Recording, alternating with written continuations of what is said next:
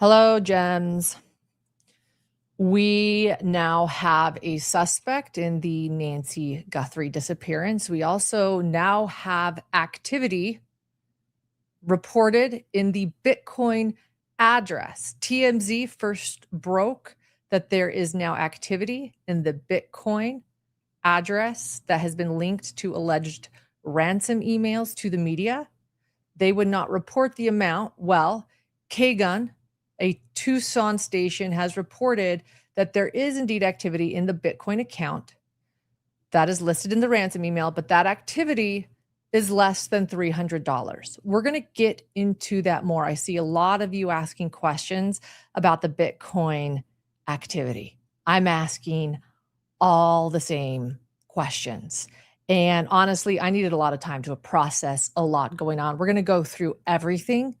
So stick with me because we officially, again, now have a suspect. Law enforcement has officially called this image a suspect, although they have no name, but we have seen their eyes now glowing in the light of home surveillance footage. We've seen those latex looking gloves fumbling with Nancy's doorbell cam in the early morning hours before she vanished. We've seen the suspect's backpack. It's chilling, looking very full of what we don't know, but very full as they approach Nancy Guthrie's home in the middle of the night, a time that no visitor should ever be visiting an 84-year-old grandmother, let alone a visitor wearing a ski mask and removing what seems to be her biggest security, a camera equipped to capture any movements outside her Tucson, Arizona home. And the house, the crime scene, is nestled in, it's breathtaking, the Catalina foothills. I've been there. It's a place where, honestly, home surveillance cameras usually catch wildlife, like coyotes or javelina, not a masked intruder who is armed and seemingly determined with a plan. So tonight, for those that are watching this later, this is live right now, but it is Tuesday, February 10th, 2026. It's day 10 in the disappearance of Nancy Guthrie, a case that has grabbed all of our attention, the world's attention, because Nancy is the mother of the beloved and well-known Today Show anchor Savannah Guthrie. And it was just hours ago that investigators released the most significant and disturbing update in this case so far. And I was live earlier on YouTube. I see many of you that were with me then with the footage. It was breaking. We took in our first reactions together. Honestly, those were truly my first reactions. I was processing it with all of you. And since then, I've still been sort of taking it in. I had to take some time. I have a lot more to say, which is why I'm back. And a lot more has also happened. Again, activity in that Bitcoin address. And it's interesting because for days, right, we all worried that there wasn't footage that had been saved. I mean, the sheriff made that clear. That was heartbreaking, right? We worried no footage captured this disappearance of an 84-year-old grandmother. And yet today, I think now we're all worried about what we're seeing. It's shifted, right? Like what the FBI has released is honestly chilling. The more I watch it, honestly, it's terrifying. And I'm not using that word lightly. In fact, I try to steer clear of that word because it seems like everything in true crime is terrifying or these adjectives. And this is terrifying. It's what nightmares are made out of. I can't imagine how the Guthrie family is feeling, and I'm sure they saw that well before we ever knew about it. But the images and the videos show a masked individual wearing gloves, appearing to be armed, and the FBI says that they are indeed armed, so we can take their word for it, and carrying a backpack again that appears full. And I have asked this so many times, what is inside the backpack? That question is haunting me. What is in that backpack? Maybe if they had intentions to rob her, the backpack would be empty. It is not empty. What is in that backpack?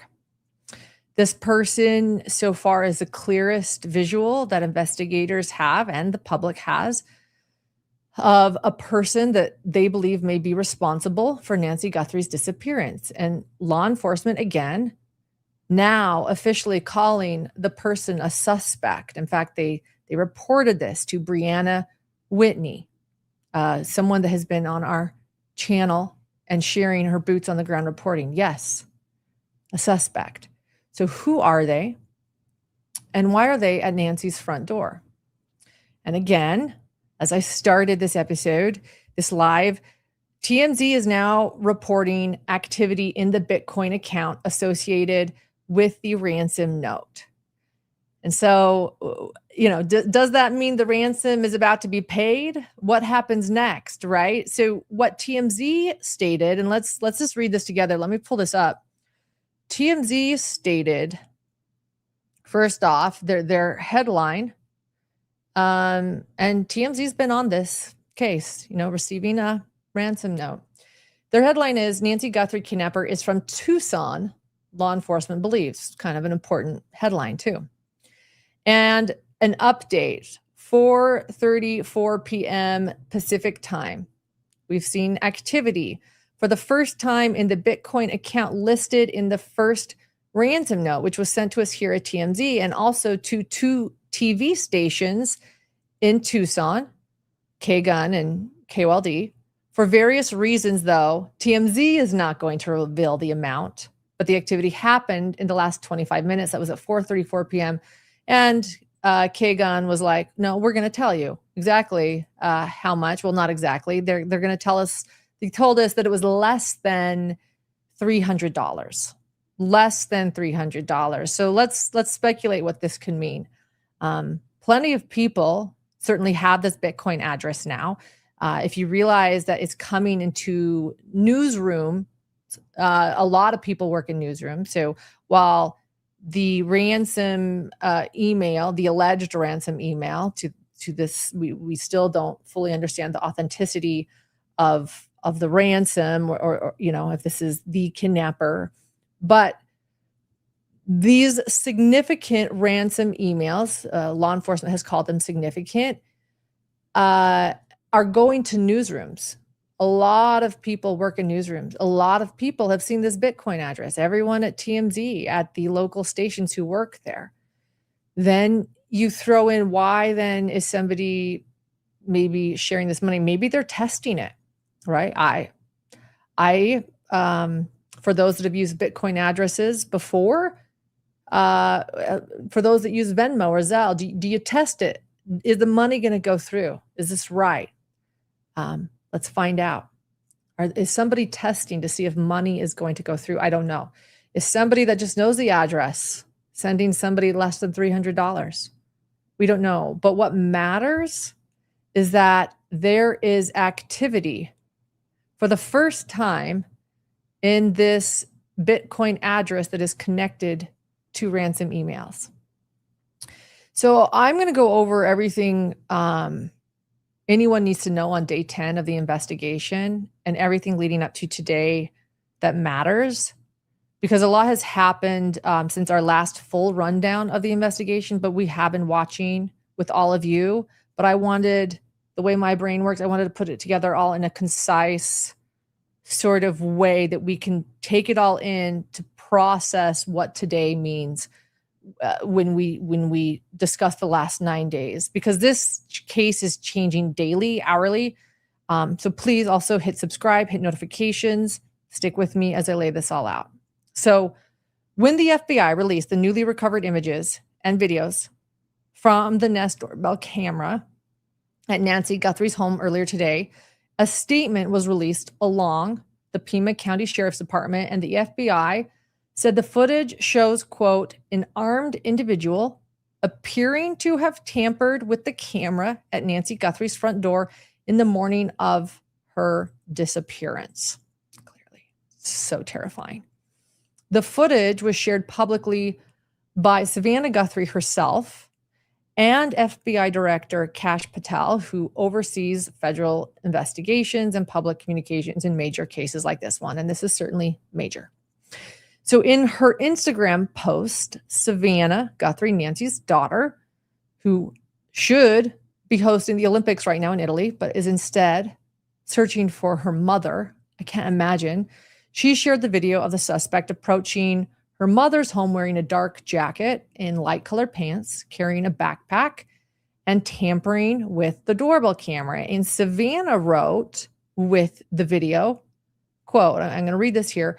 Someone out there recognizes this person. We believe she is still out there. Bring her home.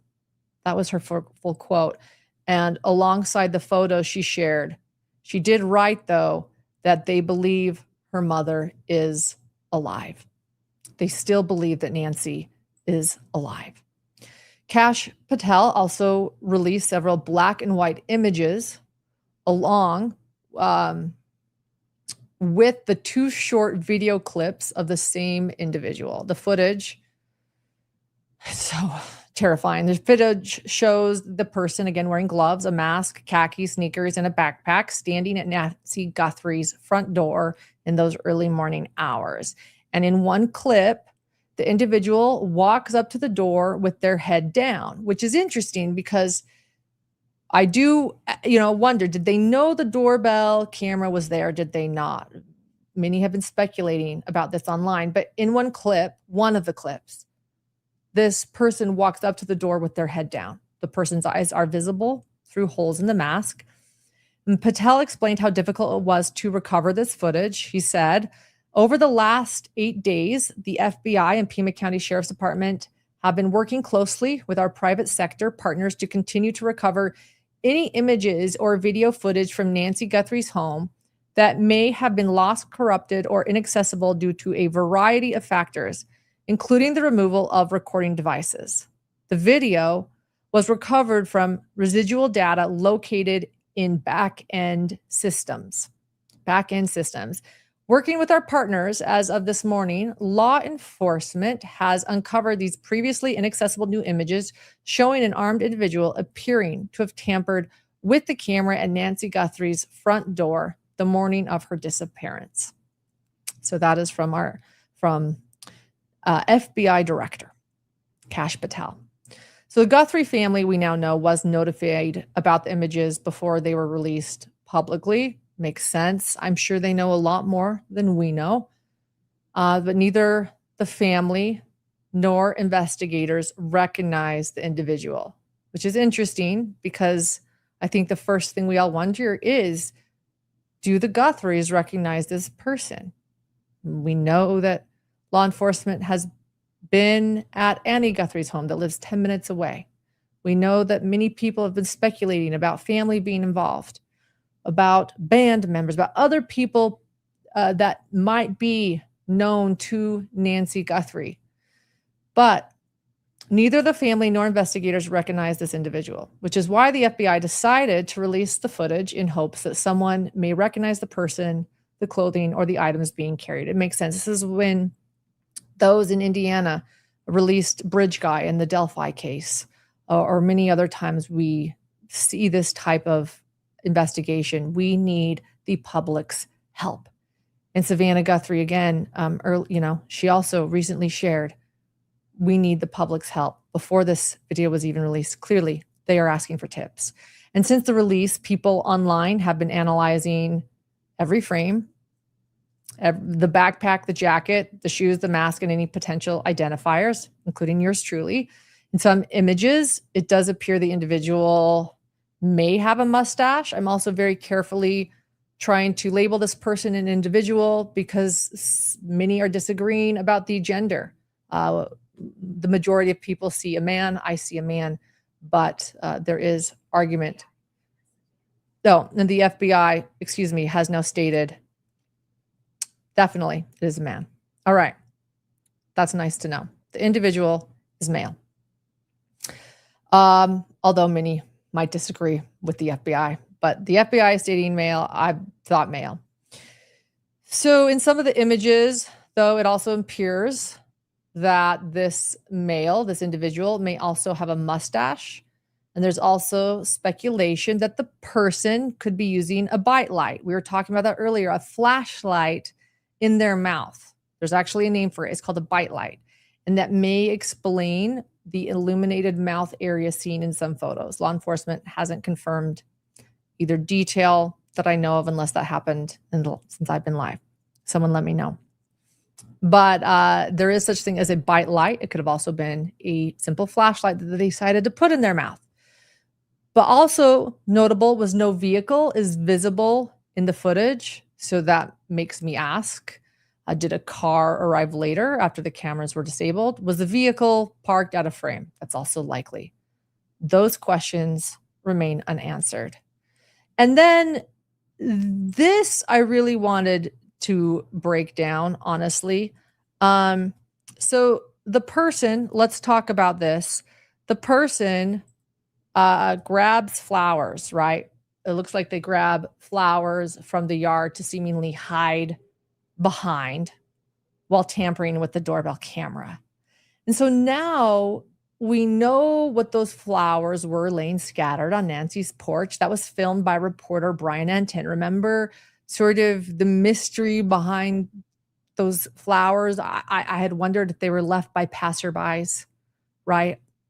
Honoring Nancy, hoping to bring her home, filmed by reporter Brian Enton. Now we know what those flowers were, though, that they might have actually been held by those latex glove-looking hands. And so now I am wondering, admittedly, why didn't law enforcement take those flowers into evidence? And I've wondered, could they hold DNA from the suspect? Yes, he was wearing gloves.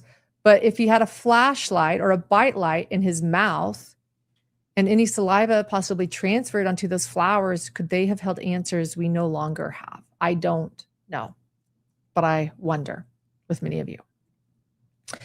This footage also puts renewed focus on where investigators have been searching. So over the weekend, law enforcement was seen examining the septic tank of Nancy Guthrie's, right?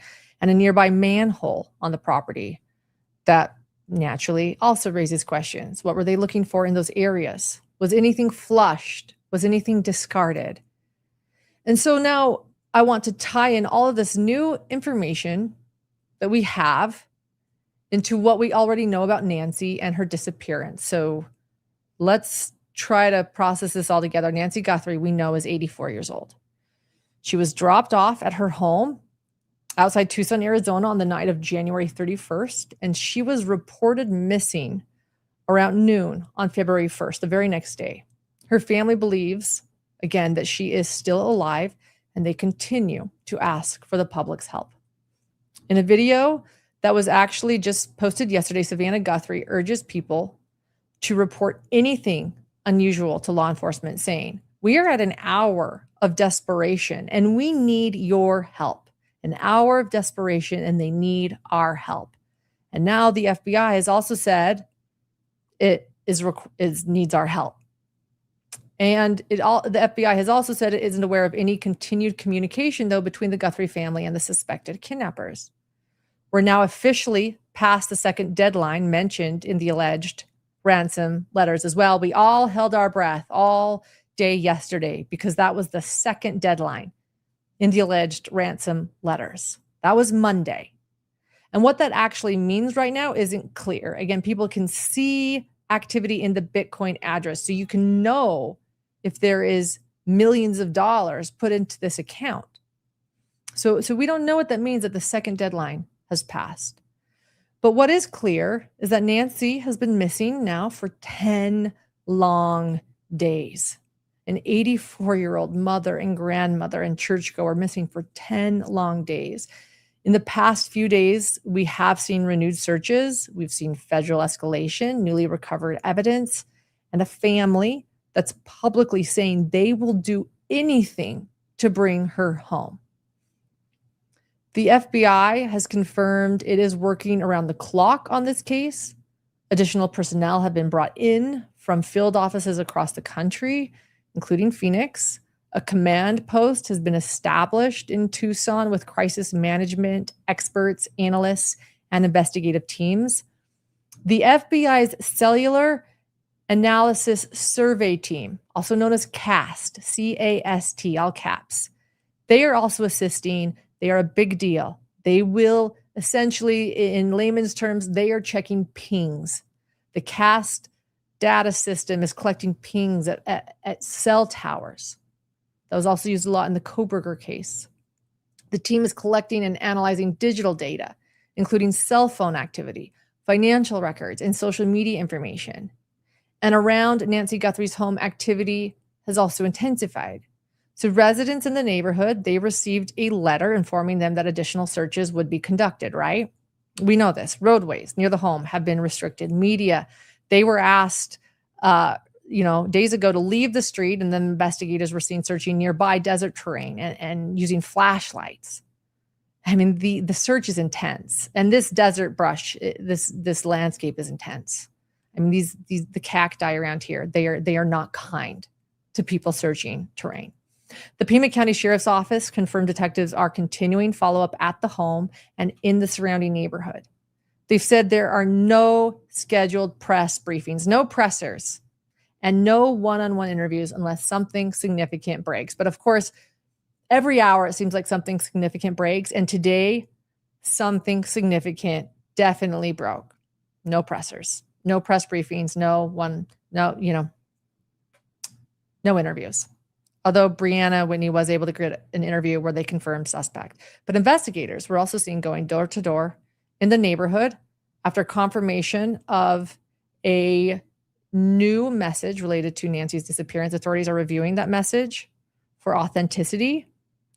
They've reiterated there is a reward, though, already for $50,000 for information leading to Nancy's recovery or the arrest and conviction of anyone involved. Details of the message haven't been released, but multiple reporters, again, have confirmed the message didn't include a new ransom demand and didn't provide still a way for family to communicate, which is strange. There's still, yeah, and this is last week's note for those to remind you, there hasn't been a recent note as of today. So last week's note, to clarify, two rounds of notes. The first round, 3 emails, the 2 local Tucson stations, and then to TMZ. Then the second round, 1 note to a local Tucson station. And this is what reporters are saying about it. And according to time around that note, there was still no proof of life and no open line of communication. But we don't know if that's changed. Anchor Mary Coleman reported that the new note contains something the sender believes will prove that they are the same person or people who sent the first note. KOLD News confirmed they received the message via email, and then they immediately notified law enforcement. And then anchor Brooke Wagner said they aren't releasing details out of respect for the family. So we were all, again, holding our breath yesterday as that second deadline was coming. She did say also, Brooke Wagner also pointed out that it's not the same IP address as the first message, but the sender appears to have used the same type of secure server to hide that IP address. She also confirmed the note contains something that the sender thinks proves they're the same person. So interesting, right? So let's talk about all of these ransom letters themselves. A lot of skepticism around these ransom letters, including me. It's very confusing. And again, according to what we can see, nobody's paid a ransom and 2 deadlines have passed.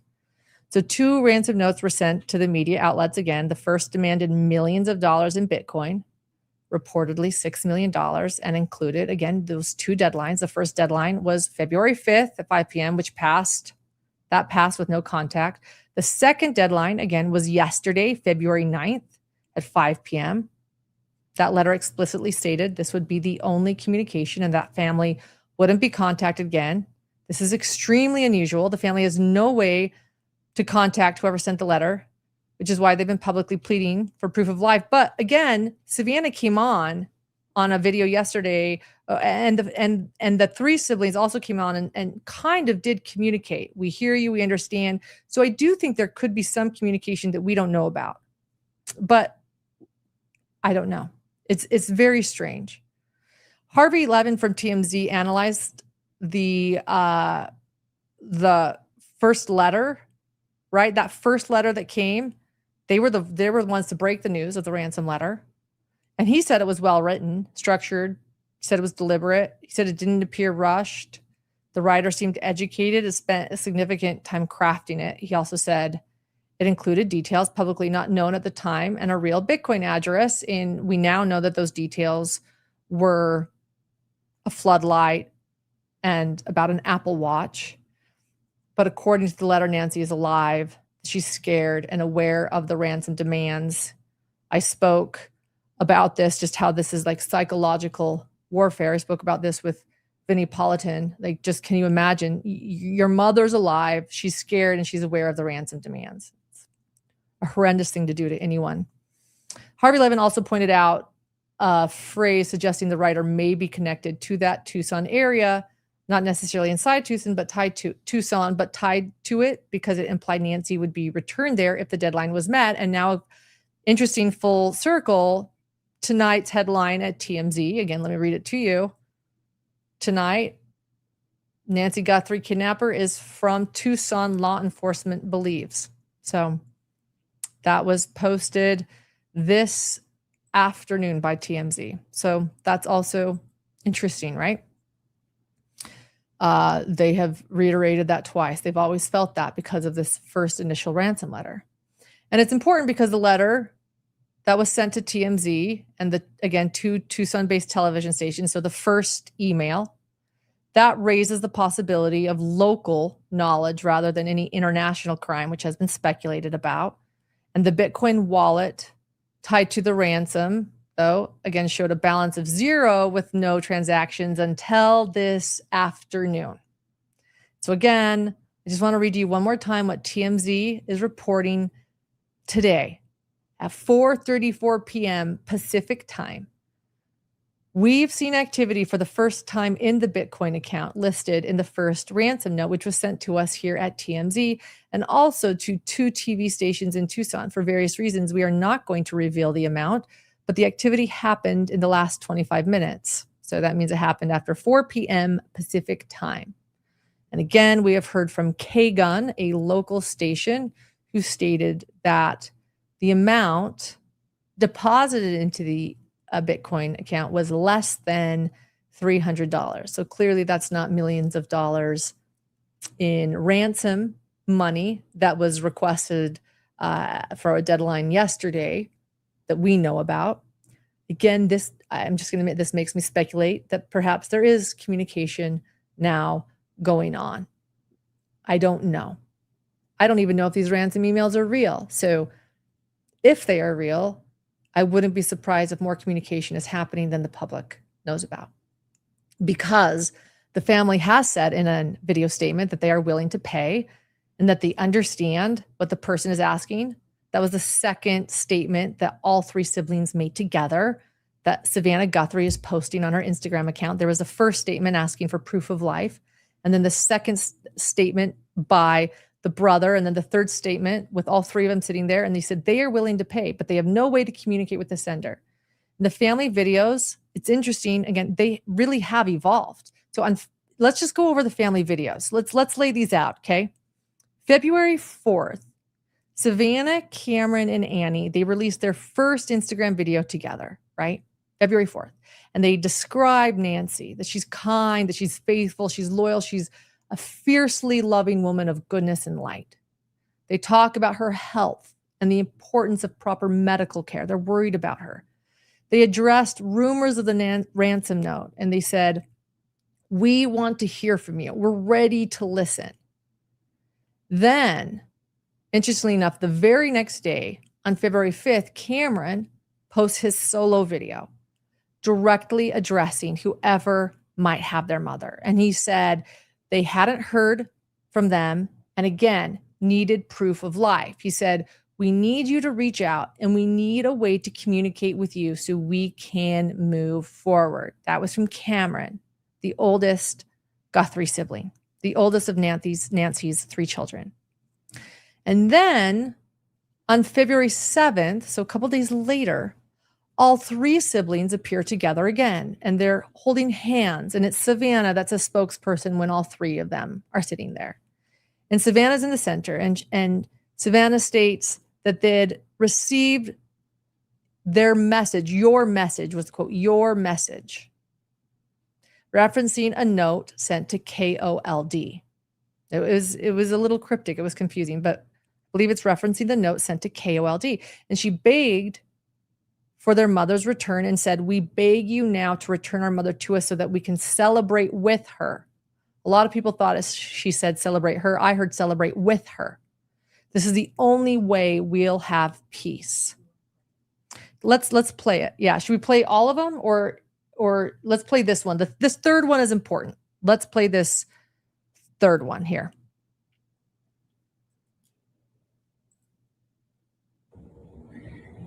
We received your message and we understand. We beg you now to return our mother to us so that we can celebrate with her. This is the only way we will have peace. This is very valuable to us, and we will pay.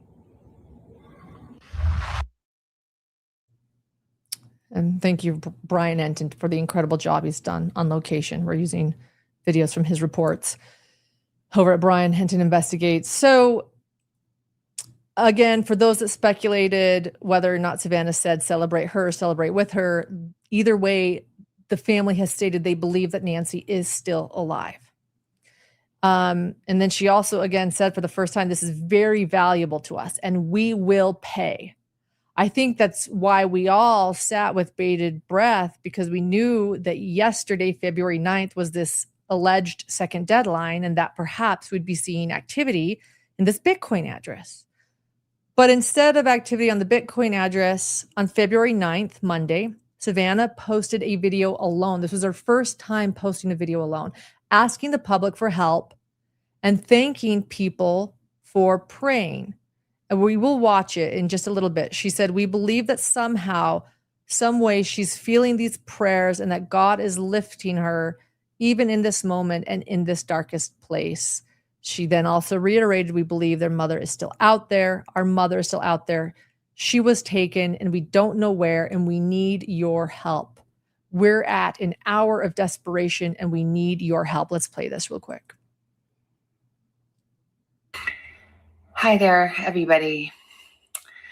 I wanted to come on and just share a few thoughts as we enter into another week of this nightmare. I just want to say, first of all, thank you so much for all of the prayers and the love that we have felt, my sister and brother and I, and that our mom has felt. Because we believe that somehow, some way, she is feeling these prayers and that God is lifting her even in this moment and in this darkest place. We believe our mom is still out there. We need your help. Law enforcement is working tirelessly around the clock, trying to bring her home, trying to find her. She was taken and we don't know where. And we need your help. So I'm coming on just to ask you, not just for your prayers, but no matter where you are, even if you're far from Tucson, if you see anything, if you hear anything, if there's anything at all that seems strange to you, that you report to law enforcement. We are at an hour of desperation. Hi there, everybody. All right, we'll get that. An hour of desperation. It definitely had a different tone. I am receiving some breaking news during this live that according to those there, that the FBI's elite hostage rescue team is in Tucson right now. Sources are telling this to Brian Enton. The FBI's elite hostage rescue team is in Tucson. So we will keep going. Let me see what else.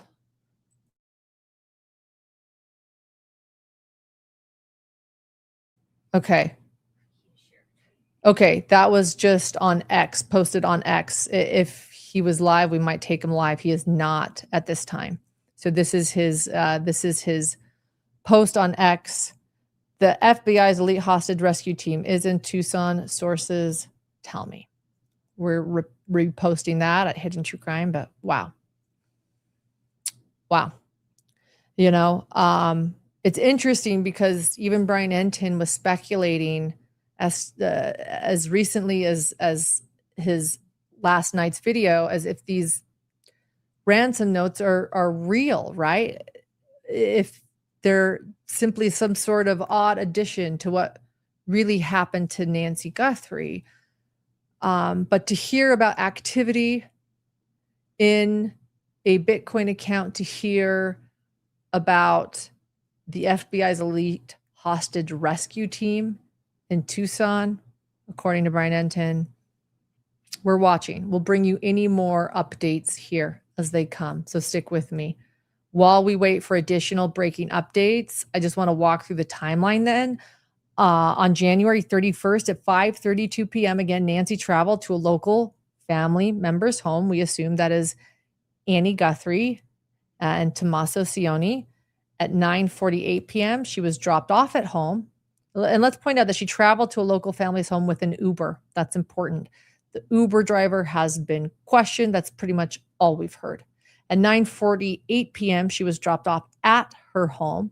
The garage door opened at 9:50 p.m. 9:50 p.m., the garage door closed. And then on February 17th at 1:47 a.m., the doorbell camera disconnected.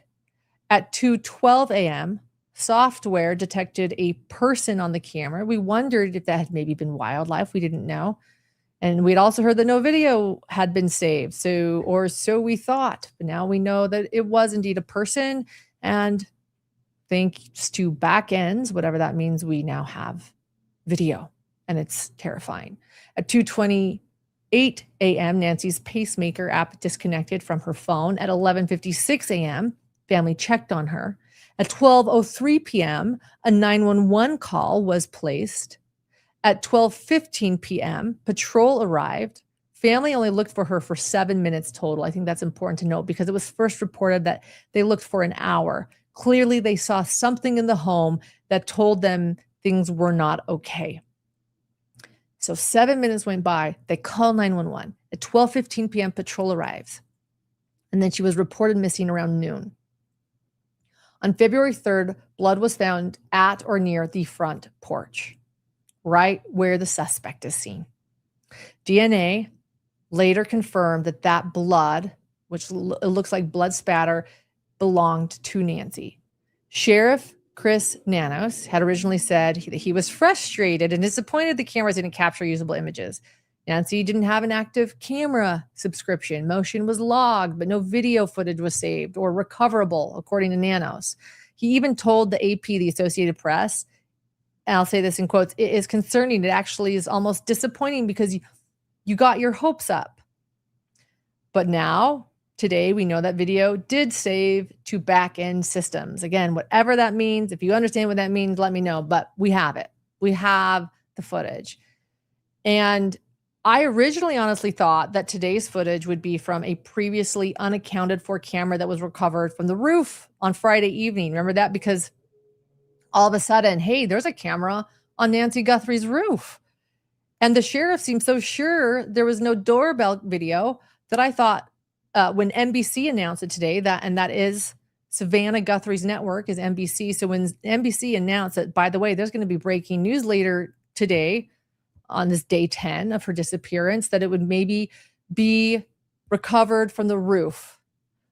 But it wasn't. It was doorbell video that we didn't think there was. And it was more chilling and more close up and more frightening than I could have ever imagined. And we still don't know what that rooftop camera captured, if anything at all, right? We have no idea. We don't know about that. Investigators were also seen towing a vehicle that was inside Nancy's garage. They searched the roof. They searched vegetation, the septic tank behind her home. Sunday, at least 2 investigators were seen examining that septic tank. They were using a long stick and a flashlight. And then when they finished, they replaced the lids. Detectives continue follow-up at multiple locations. Law enforcement is also looking into a vehicle of interest. It's a Circle K on Oracle Road, and it was visited by law enforcement after a tip regarding a vehicle. Officials have not commented further about that vehicle of interest at a Circle K on Oracle Road. But the Circle K this is interesting, according to, again, On Location reporter Brian Enton, that Circle K is closer to Annie Guthrie's house than it is to Nancy Guthrie's home. And I think that wasn't clear to a lot of us listening, not in Tucson. So according to Brian Enton, that Circle K where there was an alleged vehicle of interest days ago is closer to Annie Guthrie's home than Nancy Guthrie's home. So her daughter, Annie, older sister to Savannah Guthrie. Neighbors reported suspicious activity weeks before Nancy disappeared, including a white unmarked van and a man who fled a yard after being startled by a light. That's interesting too. We still don't know about that, right? And so now let's talk about the fake ransom message. And yes, I'm talking about the known fake ransom message because that has caused a lot of confusion. There are, again, a lot of ransom emails going on. Is the first batch of the first to 3 people. There's the second one to 1 local station. And then there's this confirmed fake ransom message. And on February 5th, the FBI arrested Los Angeles man named Derek. And he's accused of sending that fake Bitcoin ransom text to Annie Guthrie, the sister of Savannah, the daughter of Nancy, and her husband, Tommaso Cioni. So investigators, if you want to know how quickly investigators figured this one out, Derek used a virtual phone number tied to an email account with his full name. So there you go. The IP address traced to his California home. So there you go. He admitted to sending the messages, so he confessed after finding the family's contact info online. And one of the texts read, "Did you get the Bitcoin? We're waiting on our end for the transaction." So he's charged right now with intent to transmit a ransom demand and making harassing phone calls. And the FBI confirmed these texts are not connected whatsoever to the ransom letter sent to the media. Prosecutor said that he learned of a family with a horrific trauma and saw that as an opportunity for personal gain, end quote. Derek did not enter a plea at his Friday hearing, and then he was released on a $20,000 bond thanks to his mother, who is retired. She got her little boy out. He must submit to computer searches, maintain only 1 cell phone, and have no contact with victims or witnesses. At that time, Sheriff Nanos emphasized that no suspects had been named, so at the time of Derek's arrest, and that no one, though, had also been eliminated, and that publicly naming suspects is reckless and harmless. And he warned that speculation of suspects and persons of interest can damage the investigation as well as damage innocent people. And this is interesting. Take this for what it is.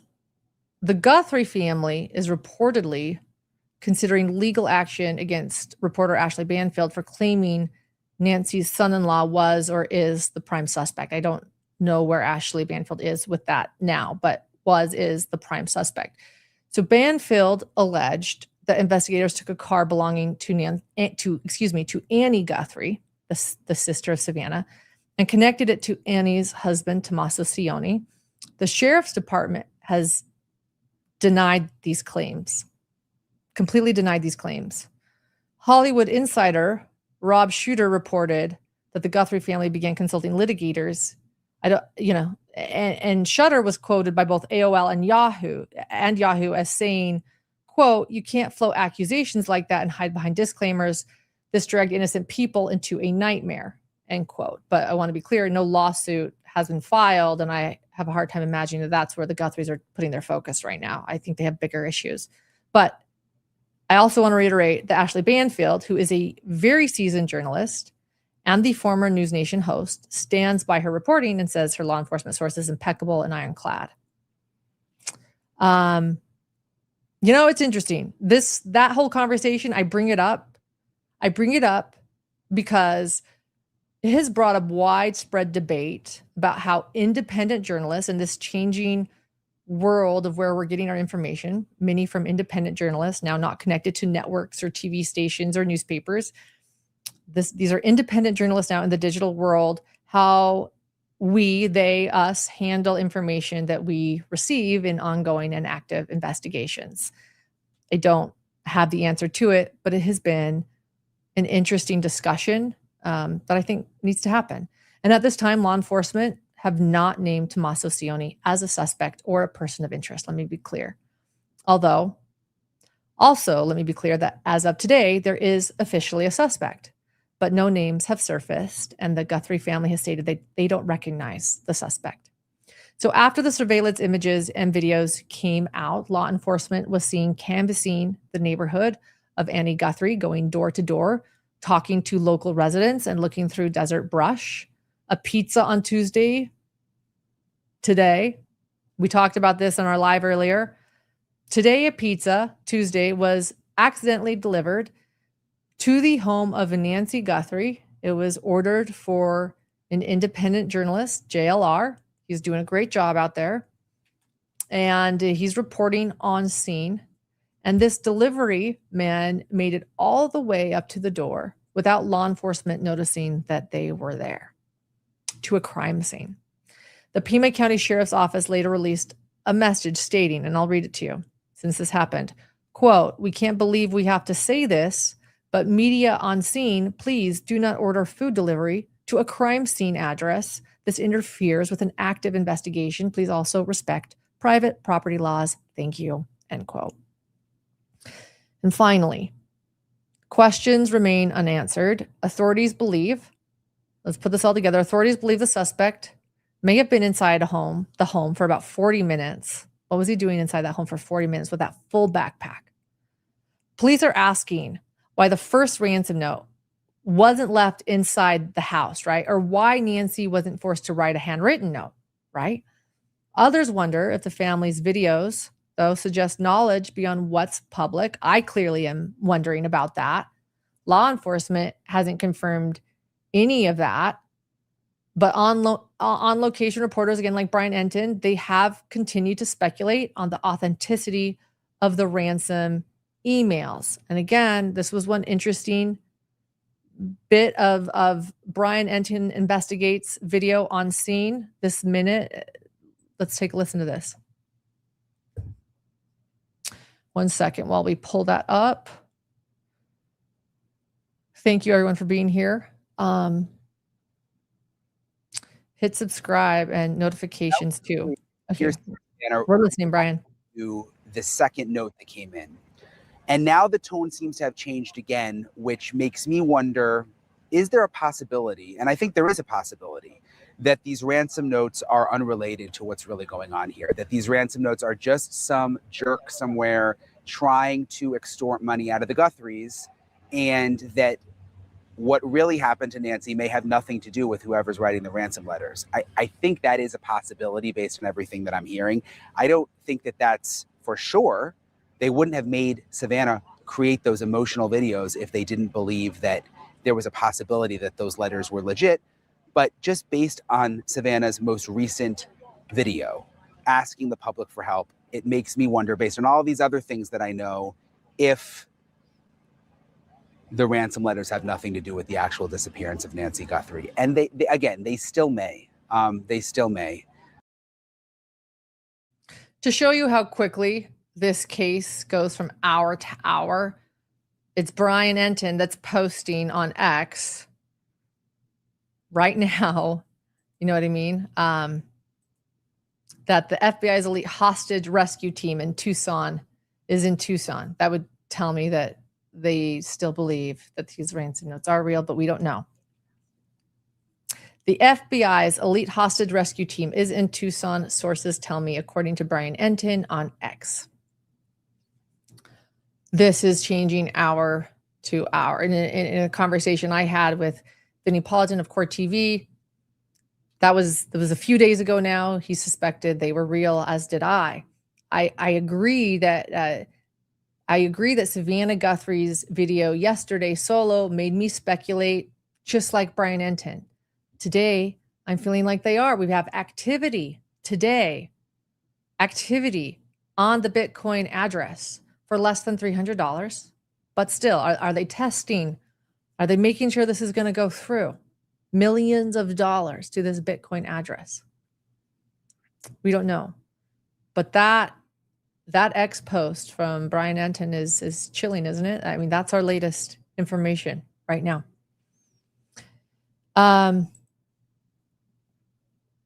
Add in again that TMZ is reporting that activity. They're not. I do find it interesting. You know, they were the ones to share the first ransom note.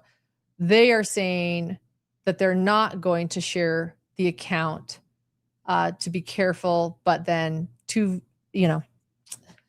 but then Kagan let us know less than $300. Kagan, less than $300. We've heard about the millions the ransom note writer was asking for. And so if the activity in the account is consistent with the amount being asked, why did it come after the deadline? Though that's my question, right? Again, is there now proof of life? Is there finally communication going on behind the scenes that we aren't privy to? I mean, the public would certainly not be privy to conversations going on behind the scenes if that is happening. But it does make me wonder if there is conversations and communications happening. The Guthrie family does believe that Nancy is alive. They have stated that. They are asking for the public's help, though, with this suspect. Would they be sharing that if they were hoping to make a deal with him to bring Nancy Guthrie home? I don't know. Is there proof of life now? Are the Guthries going to pay it, but just needing to transfer the funds in the correct spot to get it paid? Again, testing, making sure it goes through. You know, so I've sent $3 in Venmo before. Are they checking to see if the account works first? Or could it be the FBI trying to trace? And again, if they are in communication and this is real, this ransom, and they're believing it's real and they're believing that Nancy is alive and they're wanting to get her home, would this be the right day to share with the public video of the suspect? I mean, wouldn't that scare him? Would he be concerned now about dropping Nancy off? So many questions. Could have, but there is activity. That's what matters. There is activity on the Bitcoin account. And right now there is one unnamed suspect. Haunting images and videos. The Guthrie family, who by all accounts remains absolutely desperate for answers. Bit of activity on the Bitcoin address connected to an alleged ransom. And law enforcement agencies who continue to work around the clock on solving the case. There's clearly intense activity. There's renewed searches, a new message under review, and a family still pleading for help, not just pleading for help, pleading for the public's help. This is where we are tonight. In pleading for the public's help, they're asking the FBI, if you have any information, the FBI is asking you to call 1-800-CALL-FBI or to submit a tip at tips.fbi.gov. I'm going to take some questions and comments now. We're going to talk for a little bit. We're going to process this together. This is everything I wanted to talk about today. We're going to see if anything more comes down that's breaking. But thank you, though, for visiting and listening to our podcast. Again, thank you for subscribing. I'll continue to follow this case as well as others. Again, we have a TEPI update as well in the works that we're trying to bring you. We have a small team here at Hidden True Crime, which is why we appreciate your support so much. And we'll update you as soon as anything changes. But again, Right. Brianna Whitney, thank you. For those that are wondering if this could be a woman, the FBI has said directly to us, this is Brianna Whitney. We are considering him a suspect. She is with True Crime Arizona, Family Arizona. Her sister station is KOLD, who received the ransom note. Directly to them, we are considering him a suspect. Let's go back to this thing Brian Enton just wrote. Again, he wrote this on X. According to sources to Brian Enton, the hostage rescue team is in Tucson. The FBI's elite hostage rescue team is in Tucson. Sources tell him. All right. And nothing more from Brian Enton at this time. He left us with that cliffhanger.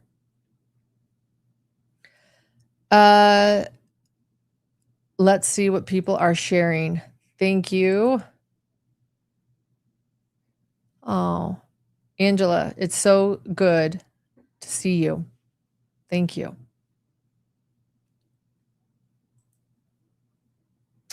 Homicide detective's daughter, thank you for becoming a new member. Oh, and Becky, thank you for gifting 5 Hidden True Crime memberships.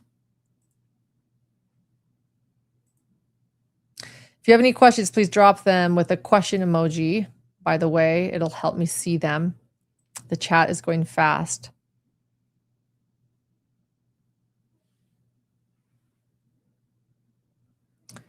A lot of people discussing what they're seeing. Yeah.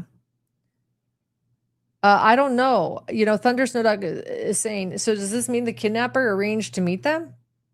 If there's an elite hostage, the FBI's elite hostage rescue team in Tucson, I don't know, right? I don't know. And again, I think one of the questions I have, if we're taking what Brian Enton just shared, and if we're saying this ransom note is real and that this activity is maybe a prep to pay, is this the right day to share those videos with the public? Wouldn't that scare him? So many questions.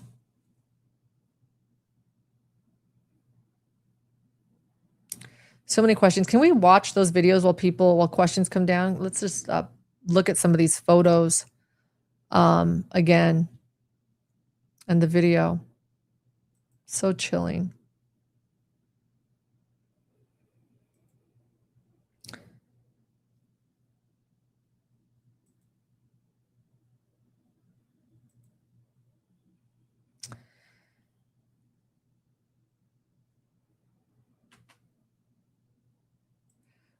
Someone's asking what Bitcoin account is it? We don't know. It's a Bitcoin address in the ransom note that they haven't been sharing. Do you think her pleas toward the public could be because they believe it's a crazy Savannah stalker, making him feel like she is personally asking for help? I think that's a possibility.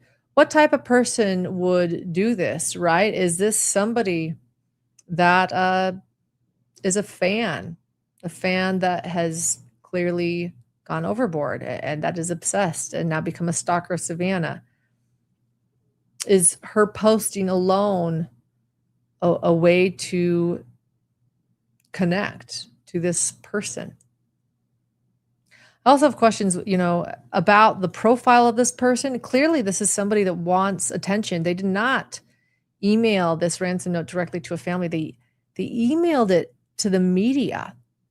That's somebody that wants attention. And interestingly enough, there were days apart from when the ransom email went to 2 local Tucson stations, which is interesting. Again, that would make it feel local, right? Certainly feel local. And then days before, it was then sent to TMZ, who then announced it. So is this somebody that wants attention and they're saying like, gosh, like I'm kind of bugged. Like the local stations aren't sharing the ransom note. Who could I get to share it? Let me try TMZ. And then they share it. That would be somebody that wants attention. And why? So is this somebody that simply wants millions of dollars, or is this somebody that wants attention from Savannah Guthrie? I'm just posing questions here. I have no idea. I'm spitballing. And right, Monty D, that's a great question. Why not an NBC station? Savannah Guthrie is with NBC. Why not NBC? Why not? You know, and right before the Olympics too is just an interesting time. We read that one, right? Yeah. Let's see. What other questions?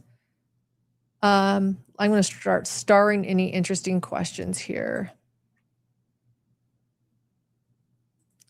Thank you so much, Kaylu. What does my husband think? We are talking a lot about this. He is leaning back and waiting for more. But we have discussed how clearly the person writing the alleged ransom emails does seem to want attention by sending them to the media. That much is clear. He'll have more to say later.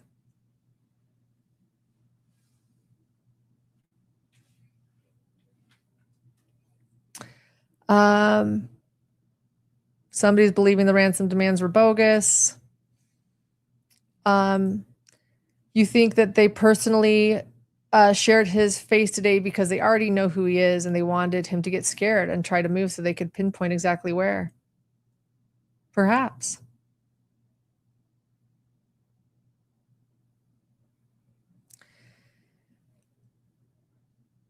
Yeah. Yeah, to be clear, the other news outlets who received the ransom notes also know the Bitcoin wallet address. That's why TMZ stated that they did see activity, weren't going to share the amount, but it was Kagan who said it's less than $300. Each station that received that did get the address, and they're checking on it.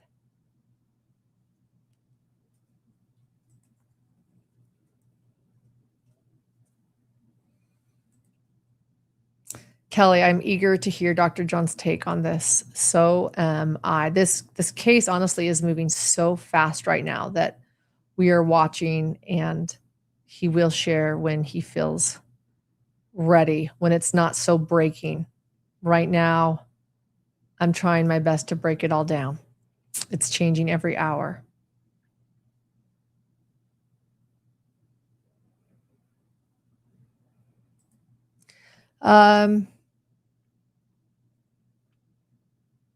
Are you seeing any interesting, can you help me star anything you see? I am.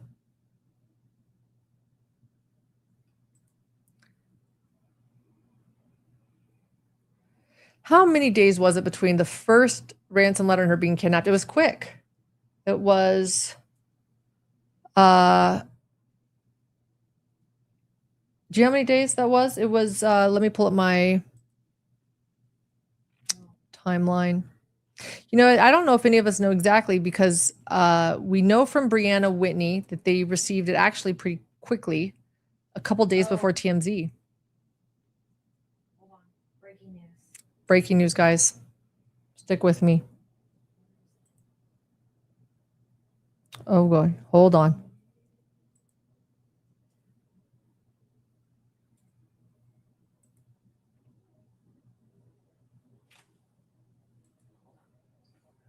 Stay with me, guys. Caroline, I see this question.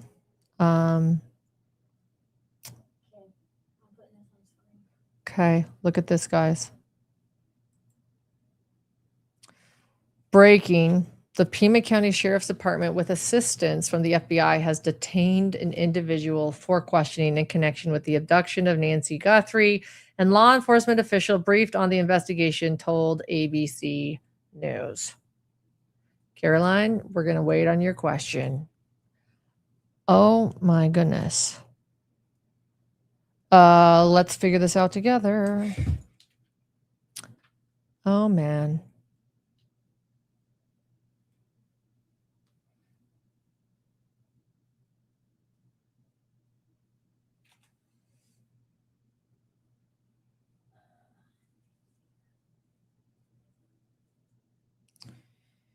Okay, wow. Weren't expecting this on a live, but here we are. Nothing new from Brian Anton. The FBI's elite hostage rescue team is in Tucson. Sources tell me. I'm going to look up Pima County. KESQ News 3 is also reporting it. Okay. Say that. KESQ 3. Hold on. KES. Throw that up there. Oh my goodness.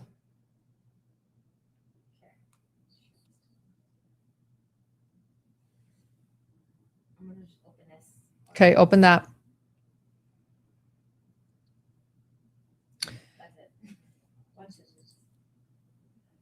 Um, Same thing. I'm only seeing the channel 3.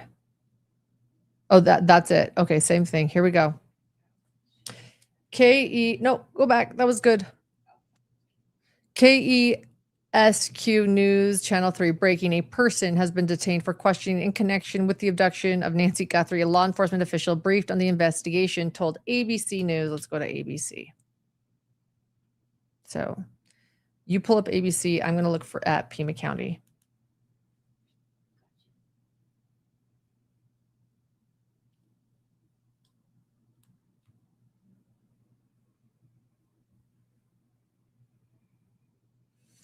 The last Pima County Sheriff's Department post was about the JLR pizza delivery. That they can't believe they have to say this, but media on scene do not deliver or order food to a crime scene.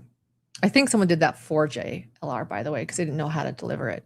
According to ABC News,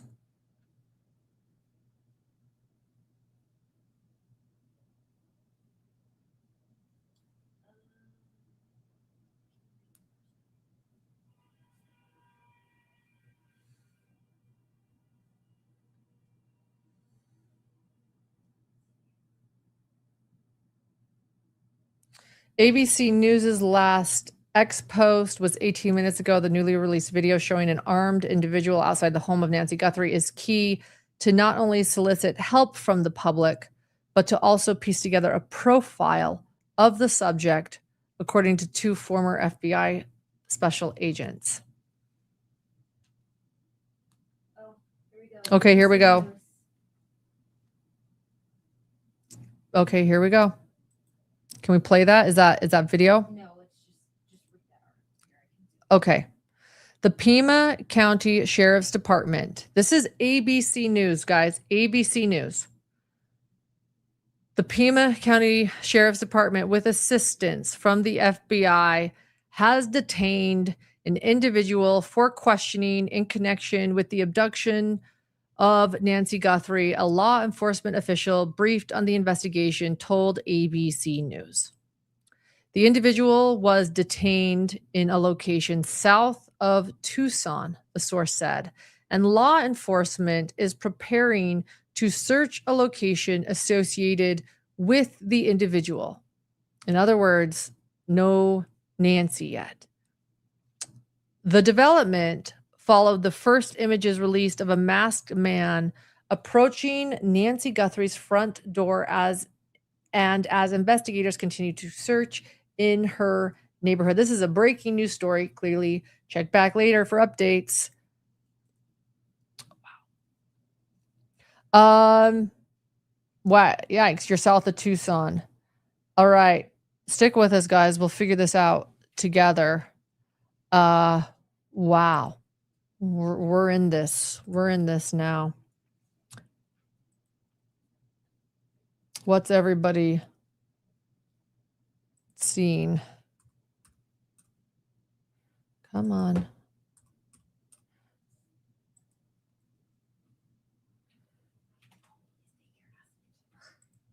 Yeah, so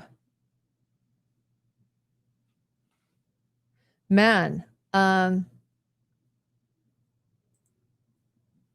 as this is happening, not a lot. You know what? Let's go post that. Guys, this is really breaking. This is very breaking.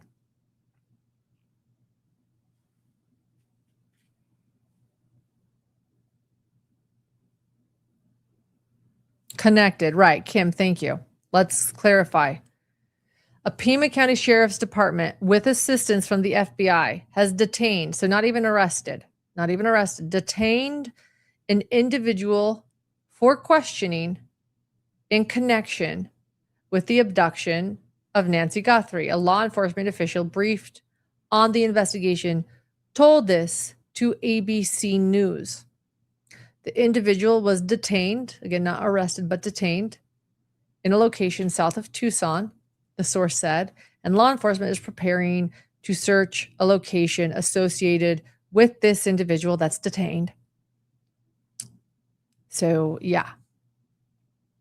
Questioning in connection and nothing about finding Nancy. Wow.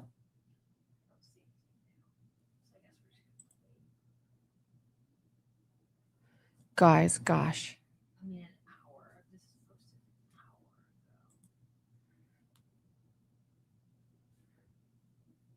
So, Lauren, this was an hour ago. Yeah.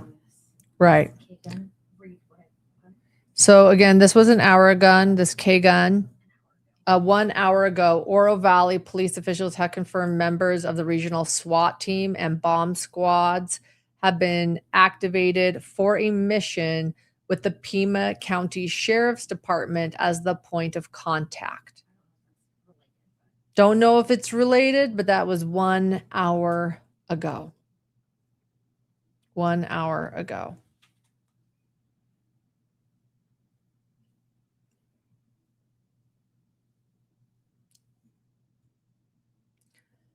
Oh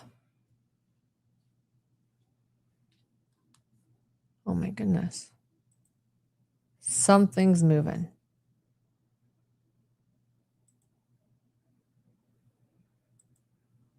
Someone has been detained.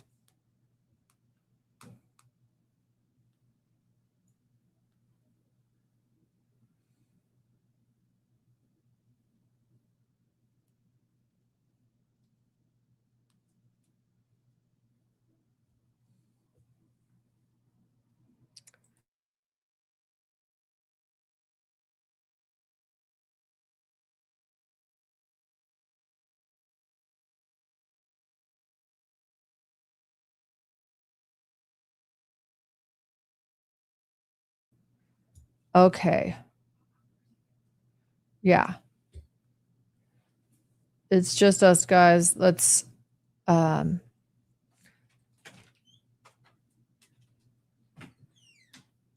looking. We're here.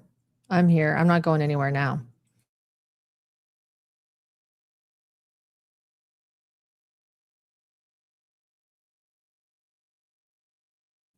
An hour ago, JLR investigates shared FBI swarming the neighborhood of Annie Guthrie and Tommaso. It's interesting. And they have been going door to door, according to JLR investigates, an independent journalist in Annie Guthrie and Tommaso's neighborhood.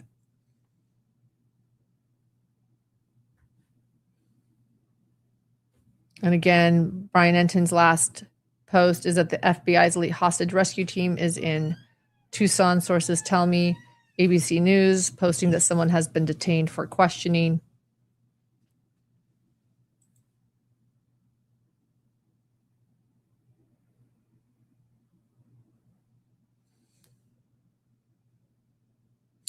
ABC News, you mean the one that's broke this about someone being detained? In fact, honestly, the silence of everything, if you want my opinion, the silence of everyone right now makes me think something is brewing. Okay, here we go. Okay, it's already where you've already seen. So the ABC News did finally post 6 minutes ago on X. The Pima County Sheriff's Department, with assistance from the FBI, has obtained an individual for questioning. Well, we already know what's posted here, just in the form of an X link. Again, no new information. I just went to the link. The development followed the first images released No new information.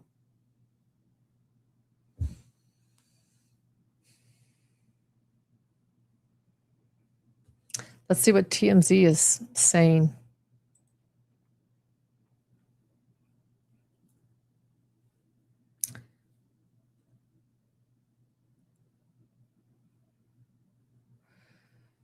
Their last report is the same. The big development is that law enforcement sources told TMZ whoever kidnapped her from her Arizona home is also in the Tucson area. Multiple sources involved in the investigation tell TMZ that the operating theory is that the ransom notes were written by the kidnapper, and those notes provide clues on where the abductor lives. Interesting. TMZ has focused for several days on the alleged kidnapper's choice of media outlets to receive the letters. The first letter was sent to the 2 Tucson TV stations and TMZ. The second letter was only sent to one of the Tucson stations. The law enforcement sources for TMZ believe the person who wrote the ransom note was very familiar with the local station, so much so familiar that it leads them to believe the Tucson area is the abductor's home.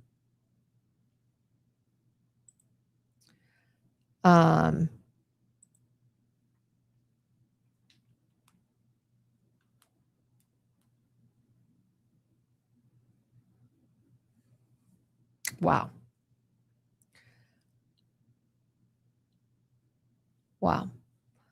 All right.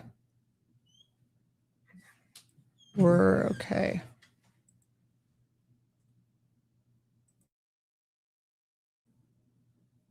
Let's see what people are saying.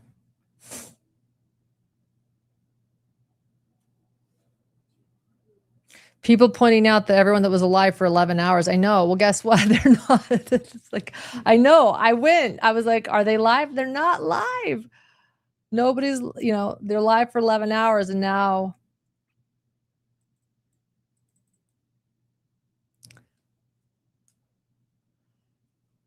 Yeah, dude. I think everybody's staying quiet because something big is happening. Yeah.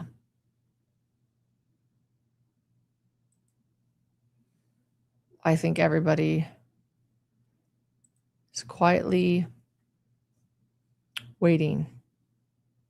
Yeah, they're preparing to search. They could be preparing to search warrants. Right. They could be preparing to search warrants. They can't just search. Exactly. Brian Enton does have a short out. Let's watch this.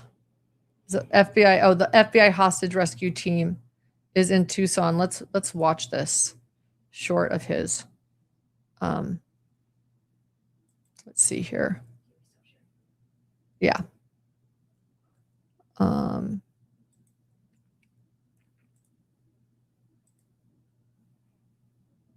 Let's see this. Hey guys, so something else new. I have just confirmed that the FBI's hostage rescue team, it's called the HRT, the hostage rescue team, is on the ground in Tucson, which is a big deal. I mean, it's an incredibly elite unit within the FBI. There's the FBI SWAT team, but then they also have the hostage rescue team. Those are the people who go in and try to save people who are being held hostage.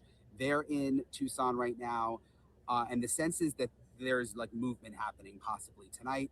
We confirmed that the SWAT teams that left the Pima County Sheriff's Office, that movement was in relation to the Nancy Guthrie case, whether they were just going somewhere else to stage or whether there is actually something that's going to be happening tonight.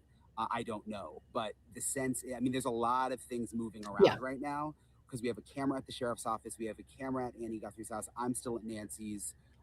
It feels like things could be happening. And hopefully it's good news at some point with in regards to Nancy. But I just wanted to keep you guys posted because that hostage rescue team from the FBI is a big deal.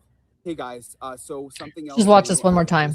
He said a lot there, a lot of movement. Hostage rescue team. It's called the HRT. The hostage rescue team is on the ground in Tucson, which is a big deal. I mean, it's an incredibly elite unit within the FBI. There's the FBI SWAT team, but then they also have the hostage rescue team. Those are the people who go in and try to save people who are being held hostage. They're in Tucson right now, and the sense is that there's like movement happening possibly tonight. We confirmed that the SWAT teams that left the Pima County Sheriff's Office, that movement was in relation to the Nancy Guthrie case, whether they were just going somewhere else to stage or whether there is actually something that's going to be happening tonight. I don't know, but the sense, I mean, there's a lot of things moving around right now because we have a camera at the sheriff's office. We have a camera at Annie Guthrie's house. I'm still at Nancy's. It feels like things. Where did you say those 3 cameras were? Hold on. And hopefully it's good news at some point with I can't. in regards to Nancy. But I just wanted to keep you guys posted because that hostage actually something that's going to be happening tonight. I don't know, but the sense, I mean, there's a lot of things moving around right now. A lot of things moving We have around. a camera at the sheriff's office. We have a camera at Annie Guthrie's house. I'm still at Nancy's. It feels like things could be happening. And hopefully it's good news at some point with in regards to Nancy. But I just wanted to keep you guys posted because that hostage rescue team from the FBI is a big deal. Hey guys, so something We'll stop else this new, now. I Okay, have just sorry. confirmed Thank you, that Brian. the FBI's hostage We're done. arrest- We're done, Brian. Stop, Brian. So that was helpful. Yeah. So in other words, Brian Enton, who is a reporter with News Nation, they have cameras. He also runs Brian Enton Investigates. He's doing a great job over there. I'm a friend of Brian. He's doing great. And he is saying that they have cameras at Nancy's house. Clearly that's where he is right now, but they also have cameras just waiting at Annie Guthrie's house as well as the sheriff's department. He says he doesn't know if there's going to be a staging area tonight. Staging means where media will be able to film and understand what is going on. Maybe a presser, maybe a place where they'll be able to share more information. Everybody is holding their breath. There is a lot of movement going on, which makes sense. There's no, if someone's detained and in questioning and being questioned, no one's going to go interrupt that right now. So I would suggest to someone that's been a boots on the ground reporter many times, well, for over a decade, there's a lot of movement, as Brian Enton explains there, and they're waiting. And here is Nancy's house today, Nancy Guthrie's house. Why am I not there? Because I'm on my couch. Because I'm here. Other things called. I actually felt that many people were there, and I'm grateful for those that are there, and I wasn't needed there.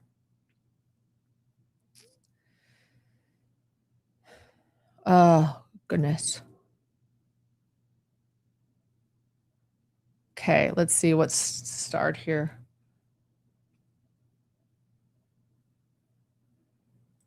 Yeah, I wonder if found person through Bitcoin. I wonder that too. Someone also asked me earlier, what are your thoughts? Well, given that everything changed in the last 15 minutes, Caroline, I would believe that the ransoms are real, that the person, the kidnapper, wrote the ransom. I don't know if we're going to have a happy ending. I want a happy ending. We need a happy ending. I mean that sincerely. I've been saying that actually every day. If you want to know what I think, I have been saying repeatedly every day, I just want a happy ending to this case. That I feel like it's just something the world, we don't just want it. I think we need it. So I'm praying myself to bring Nancy Guthrie home. But I think my biggest worry is whether or not she is still alive. We know that she's 84. She has health issues that originally everyone was very, very concerned that she wouldn't even make it without medication. According to TMZ, who's been very accurate in this case thus far, they seem to have very good sources. They are stating that their law enforcement sources say whoever kidnapped her from her Arizona home is indeed from the Tucson area. And the operating theory, this is interesting, it's a theory. The operating theory as of right now is that the ransom notes were indeed written by the kidnapper. So what are my thoughts? If that's what they're saying, I'm going to believe them. And those notes provide clues on where the abductor lives. That's interesting, though. The ransom notes literally provide clues. So they're putting clues in a ransom note about where they live. It's odd. TMZ has focused for several days on their choice of media outlets. Again, the first two Tucson TV stations and TMZ. The second letter went to only one Tucson station. Law enforcement sources believe the person who wrote the ransom note was very familiar with the local stations. That's interesting. Someone very familiar with those local stations. So much so that it leads them to believe the Tucson area is the abductor's home.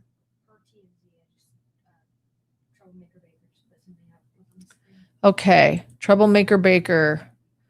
Per TMZ, TMZ has confirmed a person of interest has been detained by the Pima County Sheriff's Office. A law enforcement source tells us it is not a member of the Guthrie family. That's more information. Thank you, Troublemaker Baker. Thank you, TMZ. Let me go refresh my TMZ tab because I'm sitting here reading old news. No, it's still actually what I got on TMZ. Oh, you okay? So, why is my refresh not working? Or where are you? I'm on their main page. There. Okay. Well, everybody around me is getting the TMZ updates. There we go. Person of interest detained for questioning. Wow. Okay. Let's scroll down here. TMZ has confirmed that a person of interest has been detained by the Pima County Sheriff's Office. A law enforcement source involved in the investigation tells us it is not a member of the Guthrie family. Story developing. Isn't it interesting how different sources choose to share different things? It is always a decision, right? ABC reporting someone has been detained, and then that person that has been detained is being questioned, and that police or the FBI is going to go search a location while this person is detained. Then we're hearing from TMZ that it is not, they thought the most important information to get forward was that it's not a member of the Guthrie family. It's clearly a question they asked. They received confirmation of that. You know, TMZ shared the ransom note they received. Originally, the local stations did not. Today, TMZ did not disclose the Bitcoin address activity amount. Well, they did report the activity, just not the amount, where K-Gun did, and they said less than $300. I do believe that all of these stations and outlets are working hard to be responsible, and I do believe that each of these stations that has received ransom notes and has information has not shared everything that they know. TMZ has confirmed a person of interest has been detained by the Pima County Sheriff's Department.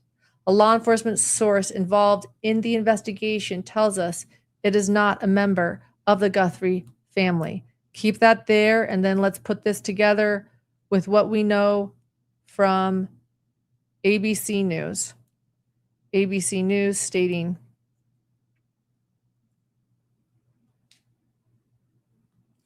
that the Pima County Sheriff's Department, with assistance from the FBI, has detained one individual for questioning in connection with the abduction of Nancy Guthrie. A law enforcement official briefed on the investigation told ABC News. And they always have a developing story come back, just like TMZ has. So let's try my refreshing at ABC and see if it's any better there. Yeah, actually, they've got more. And Brian has a short. Well, ABC News has more. So let me just read this. Can we go back to the ABC article? And then we'll jump over to Brian Enton. We have more coming. The Pima. Let's do Brian Enton first. Should we share Brian Enton? Yeah. Okay. He's boots on the ground. Let's see what he's saying, and then we'll go to ABC. Let's. Here we go.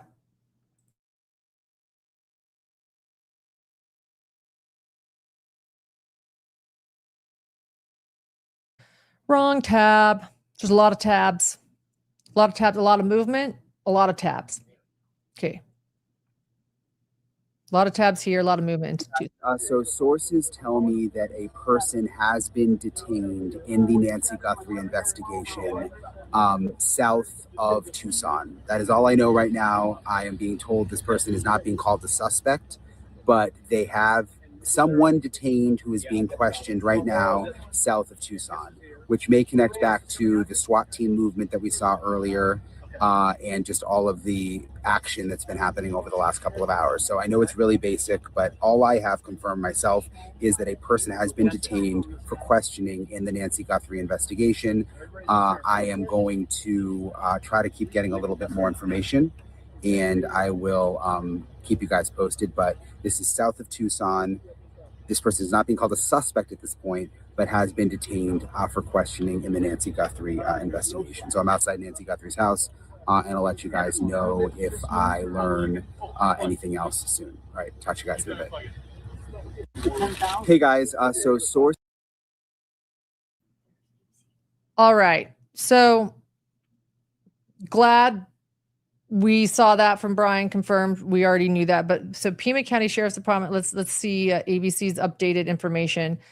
They told me to come back for more. Pima County Sheriff's Department, with assistance from the FBI, has detained an individual for questioning in connection with the abduction of Nancy Guthrie. A law enforcement official briefed on the investigation told ABC News. We know that an individual was detained in the location south of Tucson, the source said, and law enforcement is preparing to search a location associated with the individual. The development followed the first images released of a masked man approaching Nancy Guthrie's home, and the investigators continue to search in her neighborhood. Let's keep scrolling here. However, there is no indication that the person who was detained is the figure seen in the newly released video footage. Earlier today, FBI Director Kash Patel released images and video of an armed individual in connection with the disappearance of Nancy Guthrie, the 84-year-old mother of Today Show host Savannah Guthrie. So it doesn't tell us much more. It could be, it could not be. The images, though, show someone, this horrific person, this nightmare, wearing a mask, gloves, and backpack, and armed with a holstered handgun in the front door of Nancy Guthrie's Tucson area home. At the time, investigators suspect she was abducted on February 1st. So I think this is all now blah, blah, blah. Same old. So the only additional information we got there was that this may or may not be the person shared in that Nest cam. Might be, might not. Doesn't tell us much. So, but we did learn from TMZ that it's not a member of the family.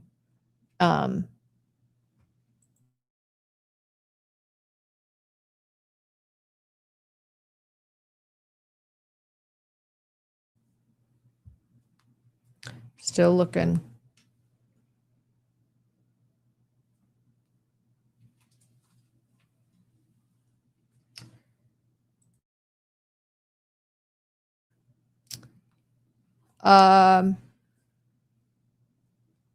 Wow.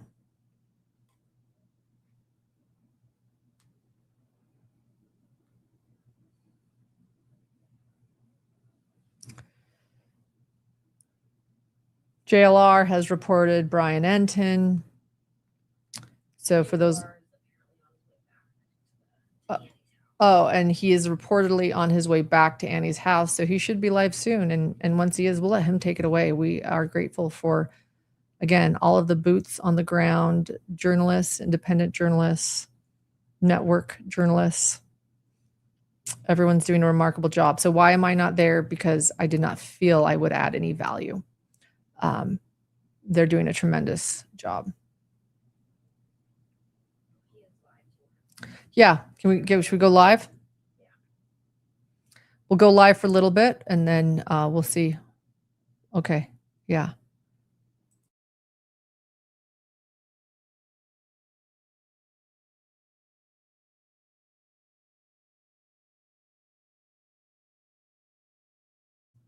Stick with us.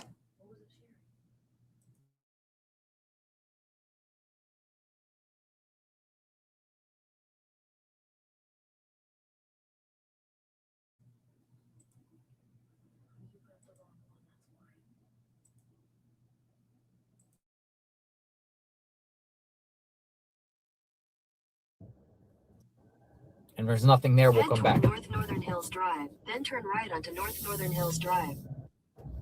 Dove of Peace. Turn right onto North Northern Hills Drive. Look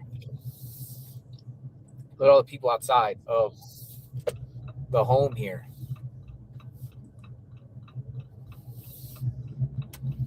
Double of peace.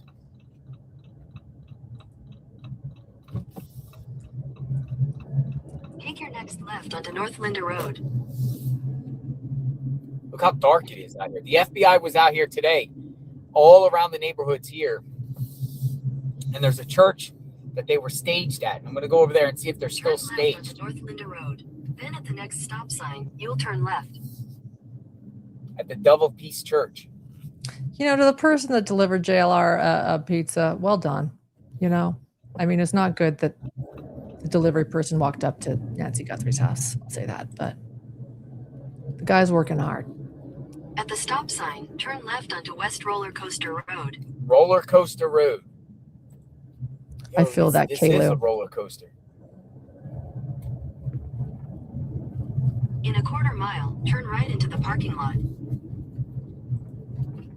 This is JLR. He got donuts also. I know I reposted on X when a Fox reporter brought him a donut. He took a picture of it and shared it. It was on this dash. I love it. You know, when you're Church. when you're out in the Turn field, right into the parking lot. Where's the parking lot? find the parking lot, JLR. Find it. FBI was here. I don't see anybody here at the Double Peace Church. All right, nobody's here. So let me turn around here. Okay. This is the Double Peace Church. So the FBI is not looking for, not in this area right now, the Double Peace Church. So give me 1 second. We're with you. JLR We're waiting. Someone has been detained. Who? Who has been detained? Out and about. What does that say? Crazy stuff, man. I've never seen anything so crazy than this. So let me see what my JLR people are saying. I'm investigates. getting Okay. some messages here. I got all kinds of sources around here that have been telling me stuff. And NBC also saying that a person has been Somebody detained for said- questioning. the name DE. The name DE. Now, I will tell you straight up, if it's DE, I will donate the entire $50,000 reward to Border Patrol and ICE. If it's DE, because I have documented proof a while back communicating with Pima County Sheriff's Office about DE. We're grateful for JLR. We're gonna cut that. If people want to keep watching him, you can head to his channel. His speculation is not our speculation, though. So we're gonna let him do his thing. If you want to go check his channel out, oh, there you go. Yeah, you can. But I want to make sure that you know. All right.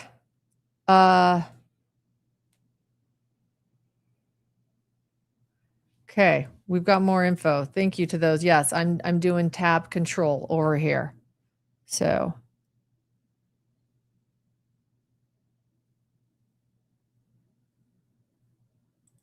thank you, Troublemaker. Yes, if you want to go watch him, there you go. And we're here with y'all.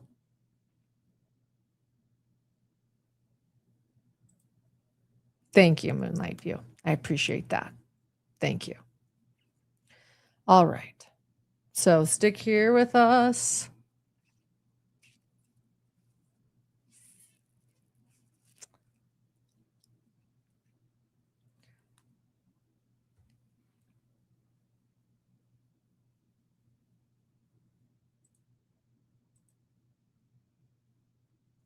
Okay.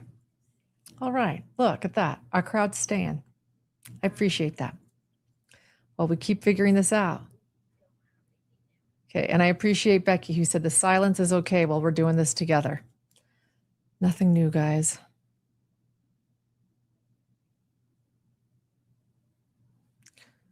All right.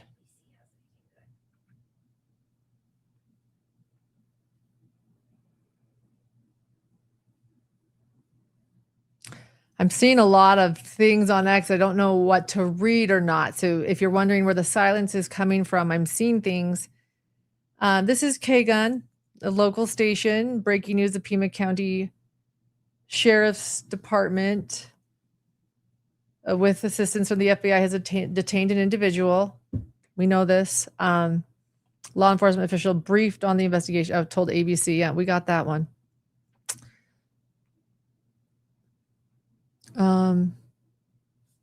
It's interesting to me that ABC was the first to get it, especially with Savannah Guthrie being with NBC. I know that sounds odd. It's not like everyone's like plotting and planning, like, hey, give it to NBC first. You're not doing that when your mother's kidnapped. But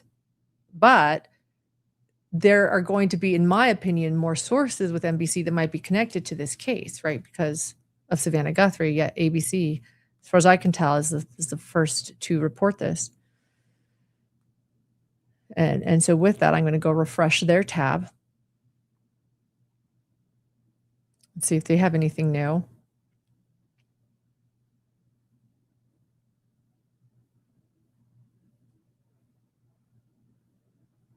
No.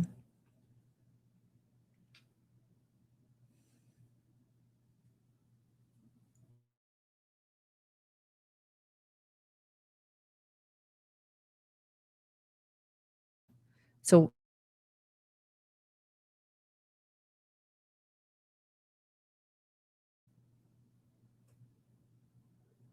if you could just go.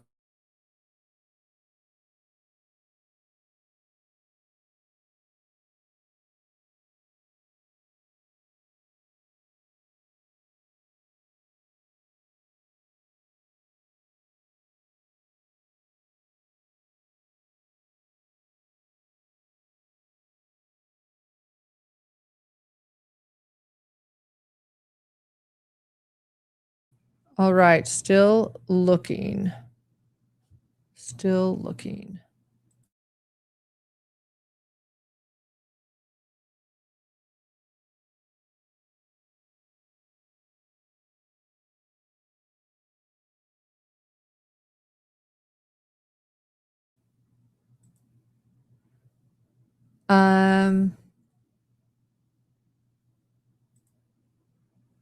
Thank you, Jenny. The only thing that matters right now is Nancy. Right. Nothing like who likes or does not like a source. I agree. I always say that at our channel, we're pro evidence and pro information. And so for those that have that information and evidence and on location reporters, we're going to listen. They have information. Even if our speculation becomes different than theirs, if they're bringing us information, we're going to pay attention to whoever's bringing information, because we're dedicated to bringing you the latest in everything possible that we're seeing. Again, doing tab control for all of you.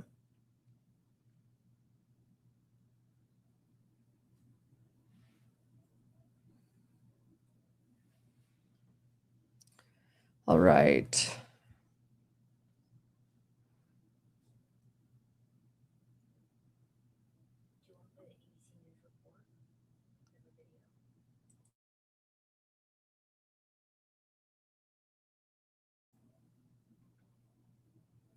Thank you, Carol. I appreciate that.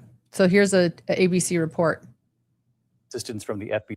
Good evening. We're coming back on the air at this hour because there's been a development in the search for Nancy Guthrie, the 84-year-old mother of Today Show host Savannah Guthrie. The Pima County Sheriff's Department, with assistance from the FBI, has detained an individual at this hour for questioning in connection with the abduction of Nancy Guthrie. Again, a person detained in connection with this case. A law enforcement official briefed on the investigation, telling ABC News. I want to bring in our chief investigative correspondent, Aaron Kotursky, live in Tucson. Aaron, do we know where this person was detained? This individual was detained in connection with Nancy Guthrie's disappearance, according to the law enforcement official, David, south of Tucson. A specific location was not disclosed, but we know that a SWAT team had left the Pima County Sheriff's Department heading to point south, and at a location south of Tucson, a law enforcement official tells ABC News an individual has been detained in connection with Nancy Guthrie's disappearance. David, this development comes on the same day the first images of an individual approaching Nancy Guthrie's home were released, and as authorities continued to search in and around this neighborhood where her home is. We saw them searching a drain pipe, conducting other investigative steps today. But the breaking development here now, David, an individual has been detained for questioning in connection with the disappearance of Nancy Guthrie. Aaron, stay with me here. Aaron with us live from Tucson. We can show the audience the video now of the person, the subject that the FBI had released video of earlier in the day. This was the first time we had seen a development of this scope in this case, someone at the door. This was video retrieved from that Nest camera after the FBI worked directly with Google. And Aaron, just to be clear here, this person detained in connection with the case, authorities are not saying if it's the person that we see in this video. They're also not saying this is a suspect. They're simply saying at this hour, a person detained in connection with this case. They are only saying that it's an individual detained in connection with the case, not calling the person a suspect or a person of interest, not saying there's any connection at this point with the images that were released earlier today by the FBI. But law enforcement officials have obtained a search warrant. They're going to be searching a location south of Tucson where this individual was detained. They're going to be going through that location. That could take hours, and either that search would resolve the matter and that could be it, or there could be some further development associated with this individual. But right now, the person is not considered a suspect, we're told, only someone taken for questioning, detained. And with just a few seconds left, Aaron, a search warrant that will play out in the location where they detain this person? That's right, David. The search warrant is for a location associated with this individual. Specifically what it says, what they're looking for, has not been made clear. All right. Well, that was more information. That was Aaron Katursky. Now we know that Aaron's doing a hell of a job in Tucson because, as I pointed out, that ABC seemed to be the first one to break this. And now we know that their correspondent who is in Tucson, their reporter in Tucson, is Aaron Katursky. So I'm on Aaron Katursky's X right now, checking it out, and they do not seem like someone that tweets, reposts, X's a lot. But he's bringing the information. So this is not a suspect. And again, as we've learned, that they are detained for, well, they could be a suspect. Let me clarify that. They are not named a suspect right now. They are being detained for questioning, and that there's a search warrant being prepared, which is probably why they are remaining detained, because they're going to get a search warrant for the location connected to the detained individual. And for what it's worth, Troublemaker Baker telling us, and it is, every little bit matters. NBC News Now is saying that the person who has been detained is a man. So TMZ is telling us that the person is not the person on the video that was released today. We are learning that it is a man. People make good points. They wouldn't even originally call the person on the video earlier today a suspect. They are now, but they didn't earlier. Good point, Allison. Let's see here. Point of view. Yeah. Let's see. Good point, Allison. And, I love when people say that because I'm like, what did I miss? Where's Allison? Allison made a good point. TMZ did post the recent Bitcoin activity. I know that they shared there was Bitcoin activity, and Kagan mentioned it was less than $300. Is there anything more? Oh, yes, and not a family member. Thank you, Brandy. That's important. Not a family member, a man. Yeah. Okay. Crazy Mary Jo saying, thank you. Lauren stays with the facts. Usually I do, but like I said, I've got a lot of tabs I'm managing right now. So if I don't stay with the facts, shout at me in all caps, guys. I'm doing my best right now to stay with the facts. I care about staying with the facts. A lot of tabs don't help. A lot of new information flying in is not helping me. Are we going to have a name by tonight? So I think we're going to know a lot more tonight. How about that? I think we're going to know a lot more. As Brian Enton says, there's a lot of movement going on right now. A lot of people. Think about every reporter in Tucson, Arizona right now, those with the networks, with their sources, their law enforcement sources. ABC broke this so fast. Aaron's clearly doing a great job. And then throw in all the independent journalists doing their own investigation. You've got JLR down there with the dash cam pulling into church parking lots. We're definitely going to know a lot more soon. And Kay, Lou, I agree. I hope and pray they find Nancy. I said this earlier. I'll say it again. I really, really want a happy ending here. I really do. I really do.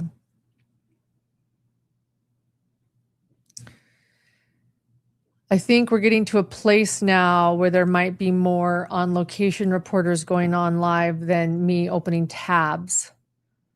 So it might be, thank you, Mary Jo, that I allow everybody here to start opening their own tabs. We've learned quite a bit. Let me do some work though. Stay with me a little bit longer.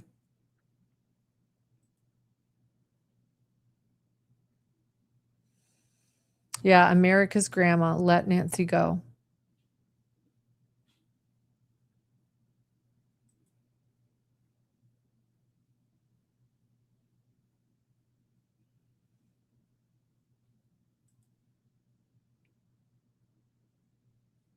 I'm going to check one other thing.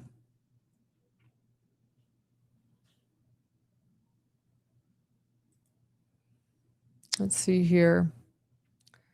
Let's just check one other thing.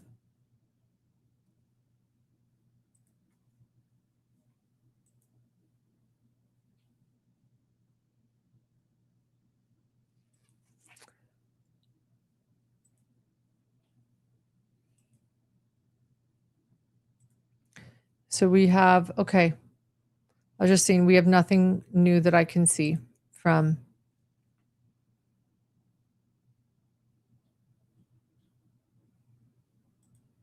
Thank you, Cheryl.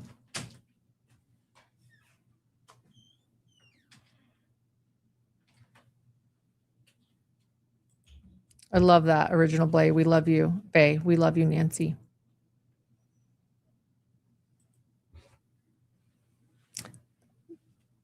Thank you so much, Dardine. I appreciate that a lot. Thank you for the neutral and factual reporting, up to the minute news on HTC. Yes, thank you. Thank you. That really means a lot.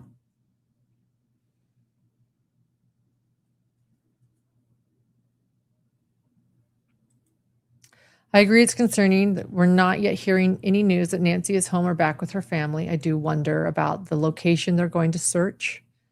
We don't, I mean, this could be anything. It really could. This could be another clue. This could be a major break in the case. This could be another dead end, but it's a big deal. And as it has been reported, you also have the hostage. You have the FBI's elite hostage rescue team in Tucson right now. So, my goodness.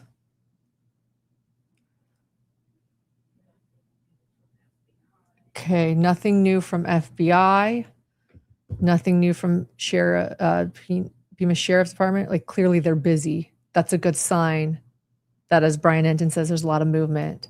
When nobody's updating anything, guys, a lot is happening.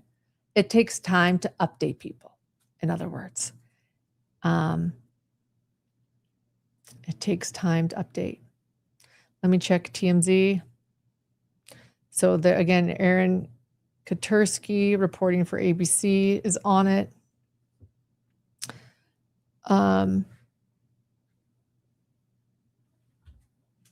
NBC.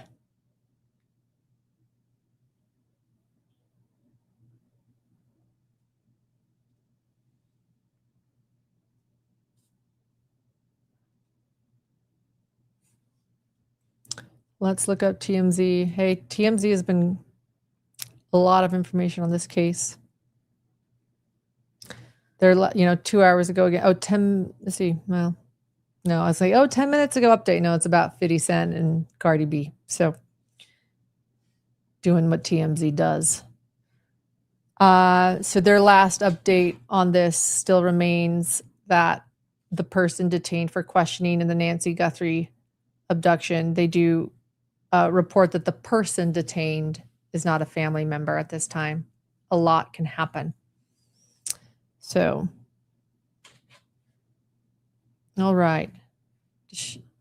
Yeah, hold on. Lily wants to come in.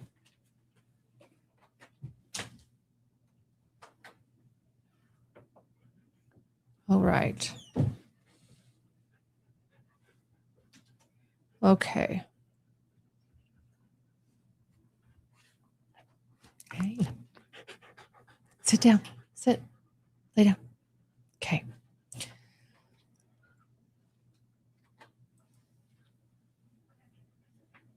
Excuse the panting. I swear it's not me. You saw Lily come in. All right.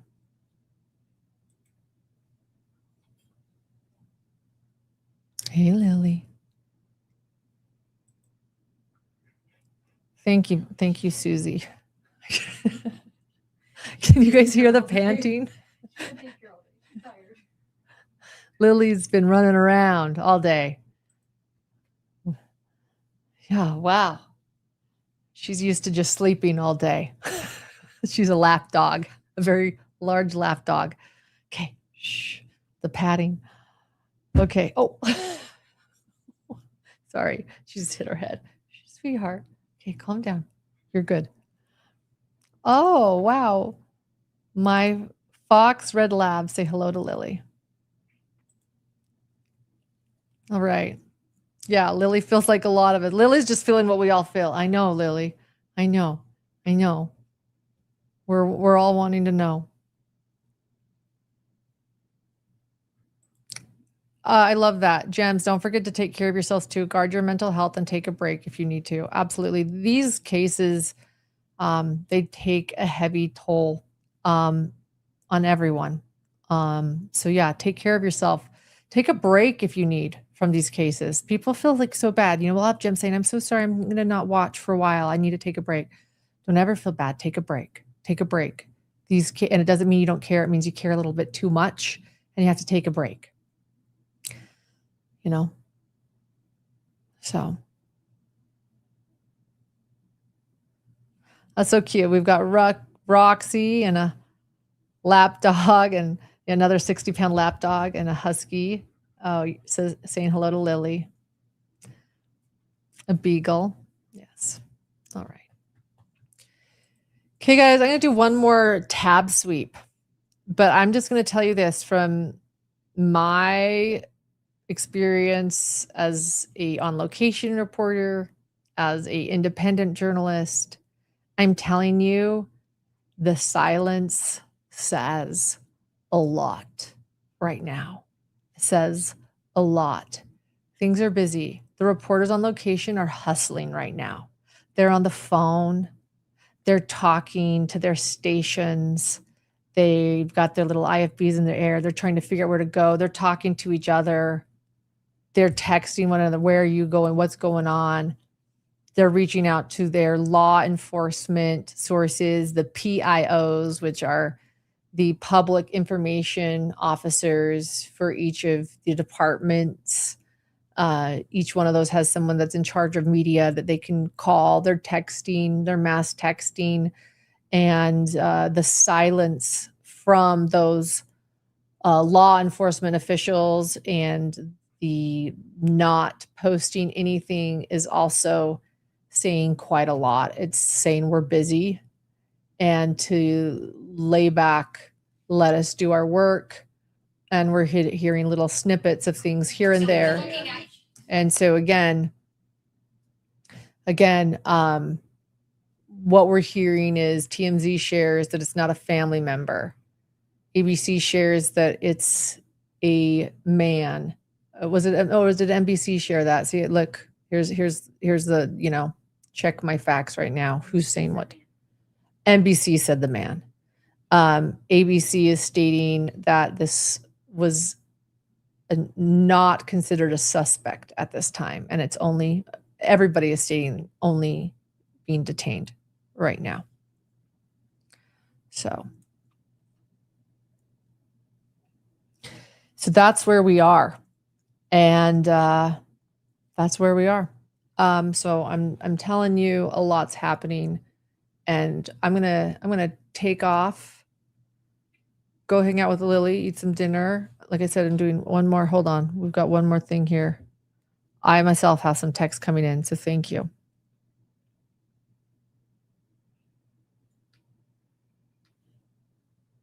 To those sending me kind texts right now, you know who you are. Thank you.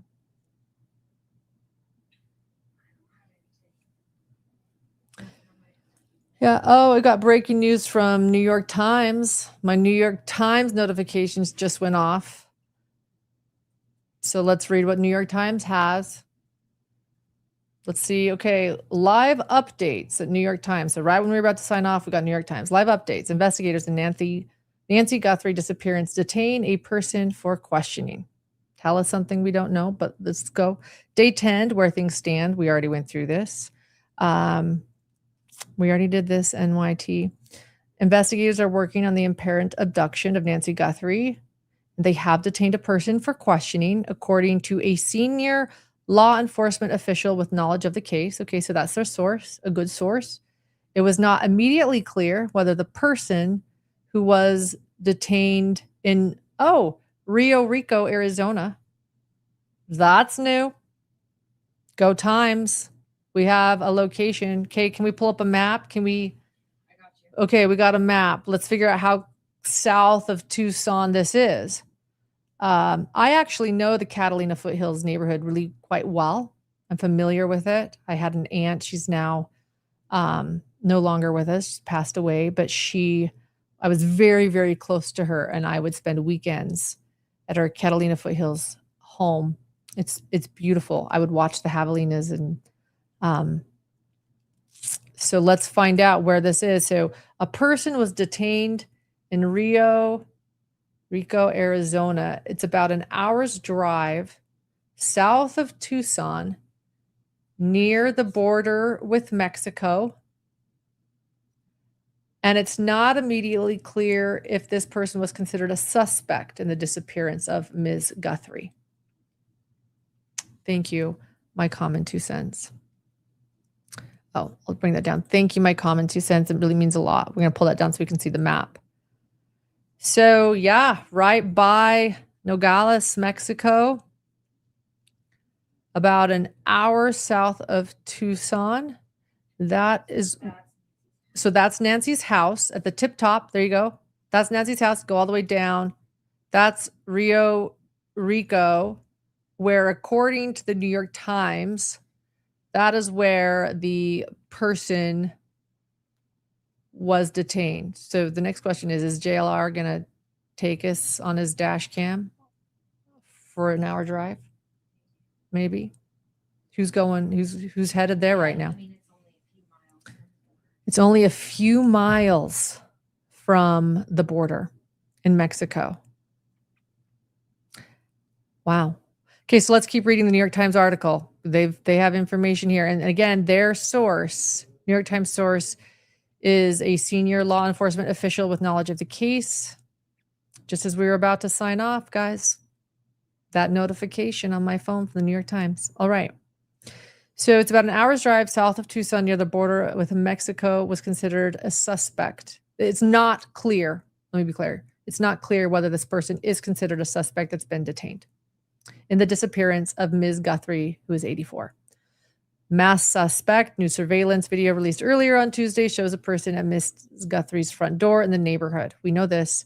And the individual was wearing a ski mask, gloves, and a backpack and appears to be armed with a pistol. The daughter's plea. Ms. Guthrie's daughter, Savannah Guthrie, the Today Show host, posted the surveillance video to social media and implored the public to help bring her home. The FBI said in a statement that it was not aware of any continued communication between the Guthrie family and the suspected kidnappers.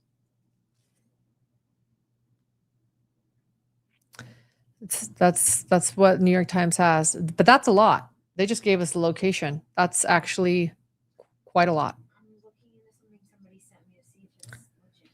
Okay, so we're looking into something that somebody has sent me to see if it's legit really quick, because it's also news, but we need to check our source on this one. So, We could share this. We don't know if it's real. well, Somebody's they're just talking about a medical helicopter landing in Puerto Rico and how that can bridge to Tucson. who's stating it? Hold on. It's just somebody on Twitter. Somebody sent it to me. We could hold. No, let's hold on.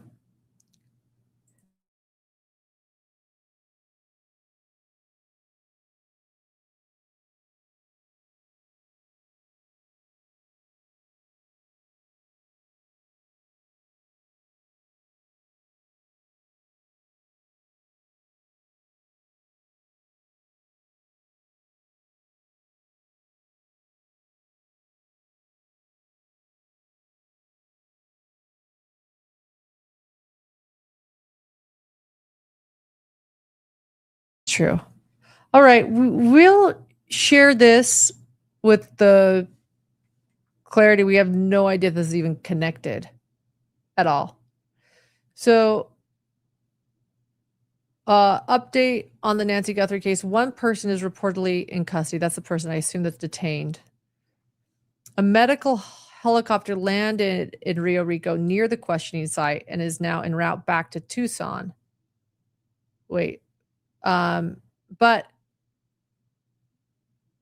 yeah, that's oh, and then scroll down. Can you so take that, scroll down? See, there you go. So wait, scroll down. So Airbus helicopter. That's it. Yeah, just scroll up a little bit more. Just so there we go.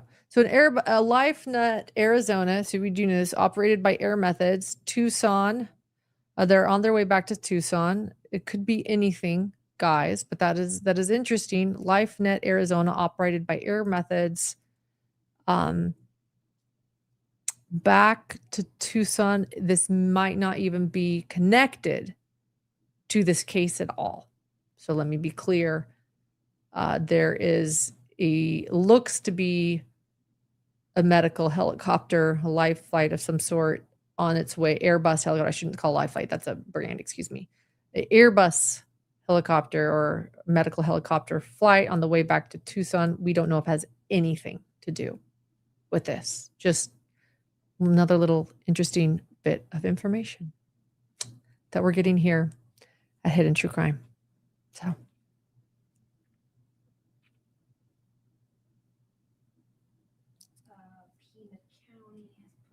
Oh, yeah, I was just going to say, I see something else, guys. Hold on. There. Yeah, we're getting more. Okay. Pima County Sheriff's Department. Official. Subject detained in connection to Nancy Guthrie investigation. Earlier today, Pima County Sheriff's Department deputies detained a subject during a traffic stop. Oh, this is more. A traffic stop south of Tucson. The subject is currently being questioned in connection to the Nancy Guthrie investigation that we know. Additional information will be released as it becomes available. That's interesting. So during a traffic stop, let's put it all together here. During a traffic stop south of Tucson in Rio Rico, right near the Mexican border, There was a traffic stop and they detained that man who is not a family member of the Guthries for questioning. And we've learned that they're working on a search warrant to search a location in connection to the person being detained for questioning. It may or may not be a suspect. Traffic stop. Maybe they were surveilling the person. And do you know what I mean? Like, think Corey Richards, she left her house. Yeah, I think they could have been surveilling this person, right? If it's a traffic stop, they're clearly watching. So, subject detained near the Mexican border, Rio Rico, an hour-ish south of Nancy Guthrie's home, detained in connection to Nancy Guthrie's disappearance. No word on Nancy Guthrie, or if she's okay or not. No word if this is a suspect. It is a subject, a male that is not a Guthrie family member. And a lot of movement, and they arrested, or they detained him, after a traffic stop. Pima County is saying no press conference is scheduled at this time. And Pima County just said no press conference is scheduled at this time. But that doesn't mean they couldn't schedule one in an hour. They didn't say no press conference tonight. I always have to read the fine lines. At this time, there's no press conference scheduled. They're not saying there might not be one later tonight. We'll see. So that's actually a lot. We actually just learned a lot here. Why am I not there? Because we're learning it all right here. So anybody familiar with this area near the border, Rio Rico?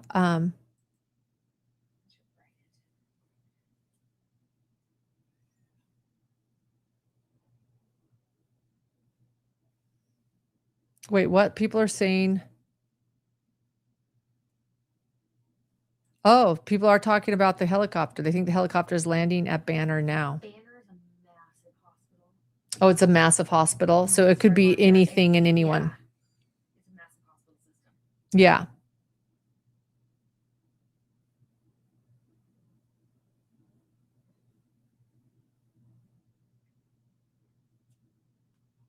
But yeah, we don't know, again, if that flight had anything to do with this case at all.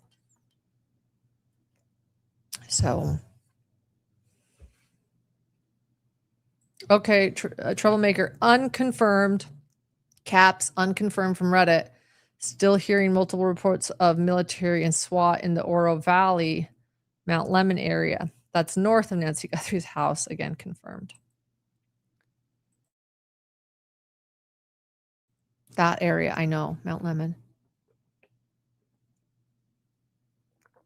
Oh, interesting. There are over 5,910 people watching that helicopter on the app right now. Lavender, A2, stay with us. Okay. In other words, a lot of people. Wow.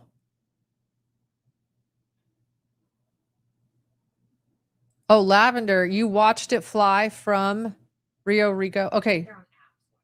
You're watching it on an app fly directly from Rio Rico. But that I mean, look, I want to know more. I want to know more. It's landing right now, Lavender. Okay, here we go. Flight Radar 24 is the app. We've got it. We're pulling it up.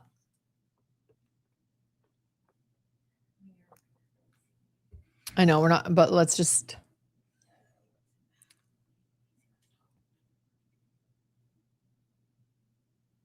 Oh, Jess asking me to stay with you guys. Thank you.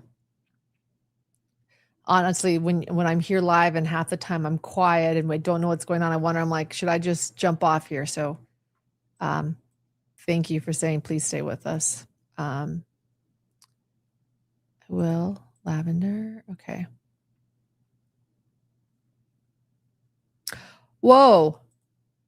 Great. New York Post. Hold on. What?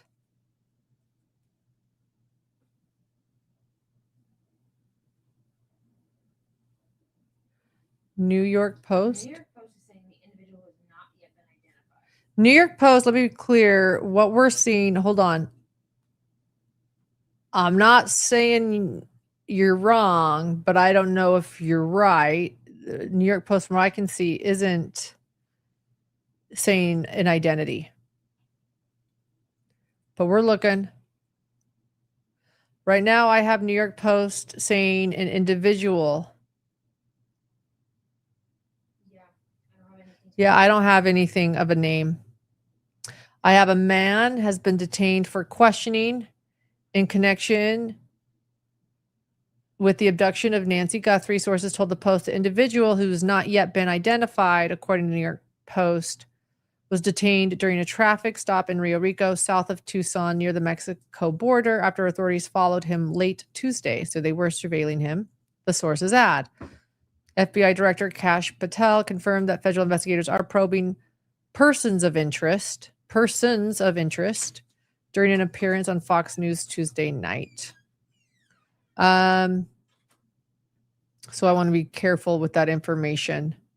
I'm not seeing that.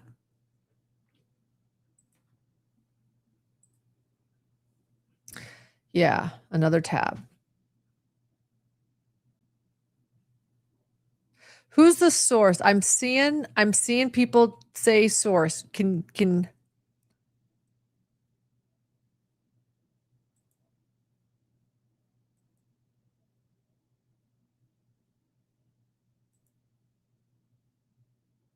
Thank you, Truth Seekers. Nicer to watch together.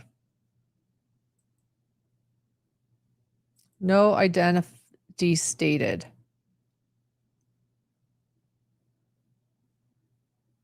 Yeah, I'm not seeing it in New York Post. Let me be clear.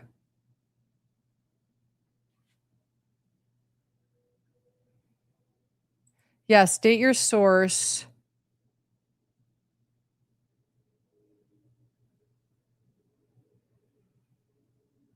Really? CNN? CNN reporting Evans? Okay. Jesse Waters? Okay. Another tab. We can do another tab. There's never too many tabs.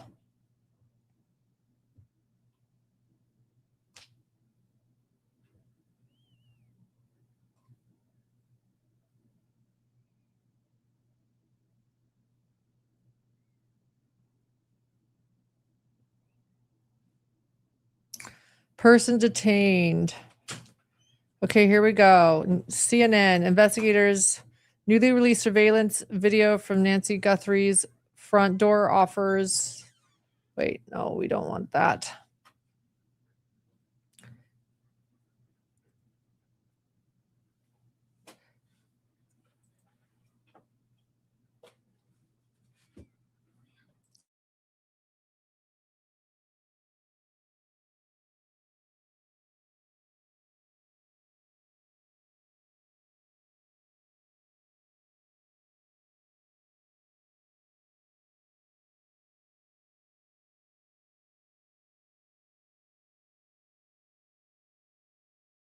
Okay, stay with us, guys.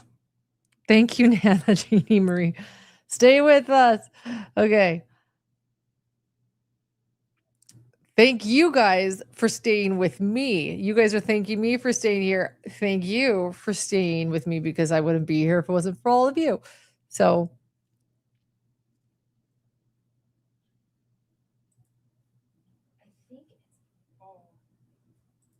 yes, thank you to our mods.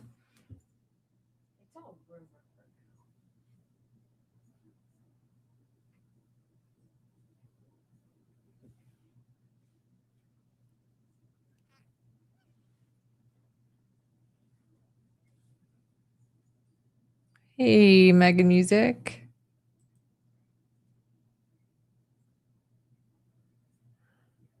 Live Mint.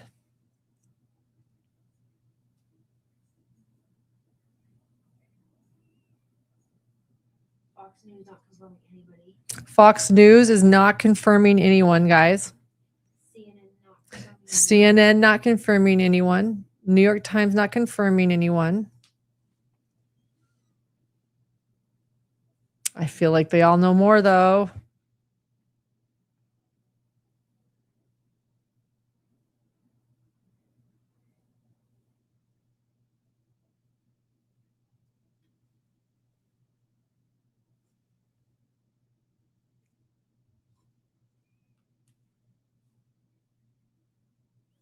Going back to ABC, they were the ones to really break this.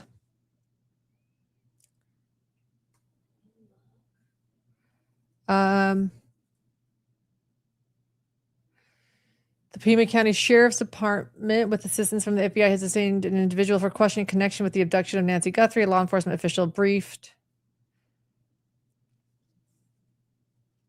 They have the additional statement from Pima County Sheriff's Office showing that they have updated their article, saying that the subject was detained at a traffic stop. Development follows the first images. The ABC is not sharing. No reputable media source is saying. So as far as I can see, no source that I feel really good about People are saying it's rumored. is saying this. So it right now, I'm only seeing rumors. So let's be careful. Yeah, I'm not seeing. So let's be very careful with that. Let's go back to TMZ. They're doing a great job, unless it's unless it's still on Cardi B, but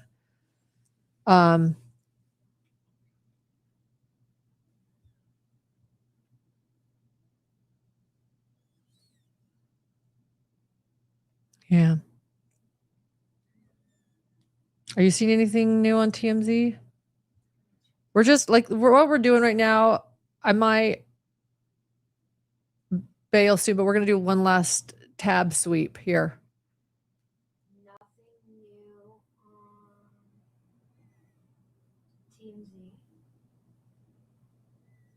TMZ. I see where a lot of the rumors are coming from. If you go to TMZ and you look, people are posting this speculation underneath it in response to the article, but it's not TMZ sharing it. And the person sharing it has 6 followers. So, I would call this a rumor right now. That's not even a rumor. I would call that just absolutely unfounded at this moment. I'm not seeing any evidence whatsoever. Brian Enton's not confirming.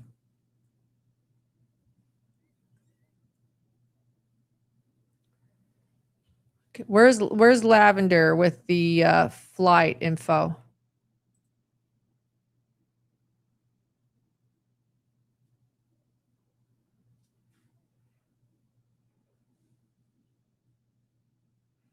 Go to NBC News. Going to NBC.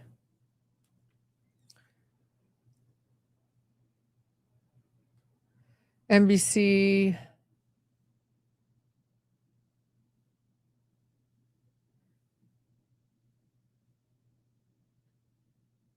What we know right now.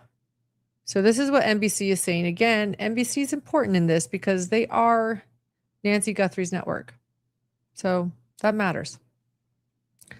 It matters because they might have more info. It also matters because they're going to be extra careful about what they post. This is someone near and dear to them. Authorities tonight have detained a person for questioning in the investigation into Nancy Guthrie's disappearance. A person familiar with the matter told NBC News. The FBI released security photos and videos of a potential potential subject, but suspect in the investigation. You know this. The man being questioned by law enforcement was detained by the Pima County Sheriff's Department during a traffic stop south of Tucson, the agency says. Tell us something we don't know.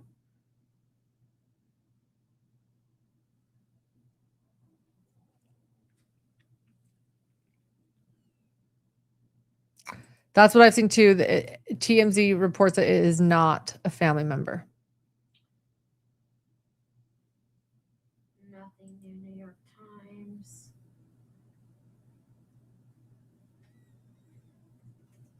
New York Times was the one that actually I first saw had the location. Pull the report back up. Okay.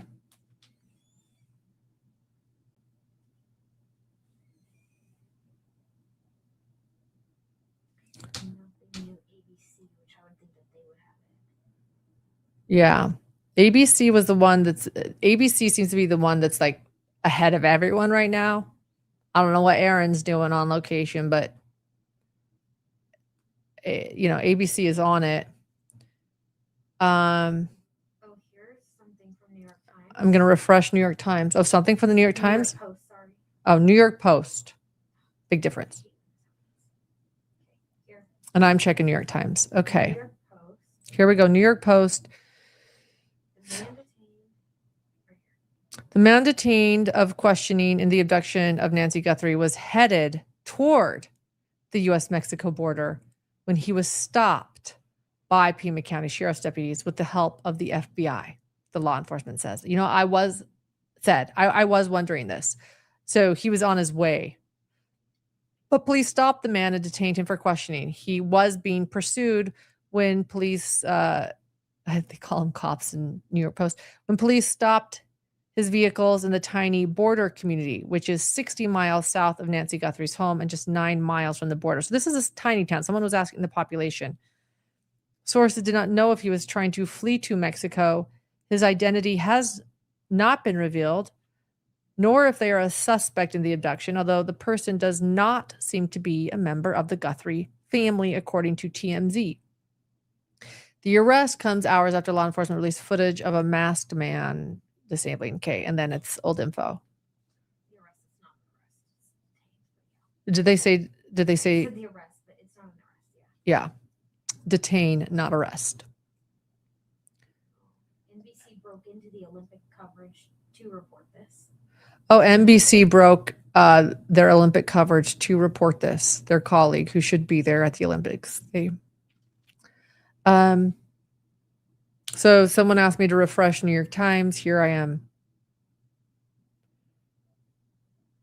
They've put in the Pima County Sheriff's statement, and that the arrest was made in Rio Rico near the border of Mexico. They are being questioned, and the person was stopped during a traffic stop.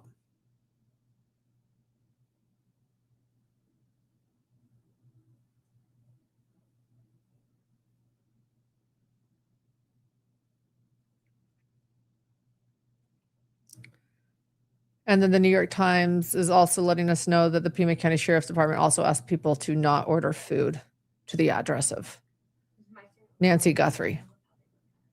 So they've made that very clear. All right. Check Brian Enton. Let's do. I'm checking his YouTube. Did you check his X? Brian. But let me point out this too. Brian is pulling off a lot. He's also, let's remember, reporting for, him. He's an independent journalist and working for News Nation. And his mother, bless his soul. He mentioned his mother keeps calling him wanting updates.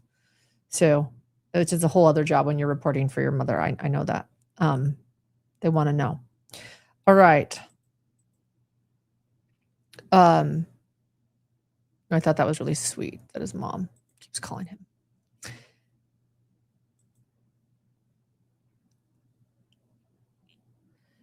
And I'm not seeing anything anywhere.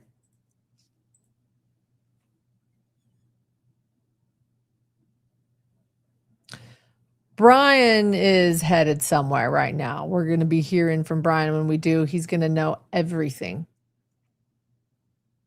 Oh, okay. So I'm checking my email. How about that? I did not. Both?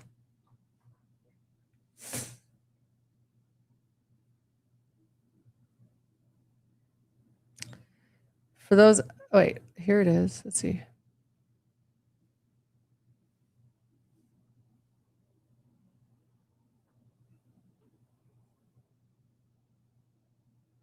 Oh yeah, this is interesting. Thanks, Greg. I see it. I appreciate it. Greg emailed me. hiddentruecrimeinfo@gmail.com. So this afternoon while watching TMZ Live, they mentioned that the Bitcoin account remained empty. That's true. I commented, knowing the FBI would be looking for clues, suggesting to make a small deposit to see if it would provide a ping of some sort which the FBI could locate the account owner when they opened the wallet. Now, to hear that a small deposit has been made may have helped. It could be more than one person involved, a tech person who can hide email addresses and open a well-covered Bitcoin account. It's not likely the thug who took Nancy. The guy they just got could just be the tech person involved. When he opened the wallet with the small and unique dollar amount deposit, he may have known his cover was blown and headed straight to Mexico. Hope that helps. It's an interesting theory. Very interesting theory. Thank you, Greg, for sharing that thought. Brandy says that that was her thoughts exactly. Chats are saying Savannah, or I'm looking, I'm not seeing anything. you're not seeing? No, it's just chats. People are saying that. So a lot of chats. I think people are just really wanting to be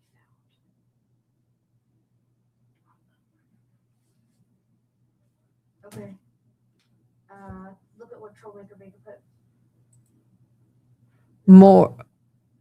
Per CNN's Josh Campbell, FBI agents are looking at more than one individual as a person of interest in the disappearance of Nancy Guthrie, the Bureau's director, Kash Patel, told Fox News late Tuesday. That makes sense. I believe that. I've always thought this is more than one person, but okay. But I don't know. I guess that's another thought. Interesting. Was that because you said persons of interest?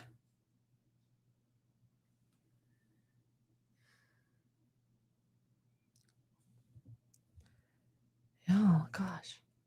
Let's see.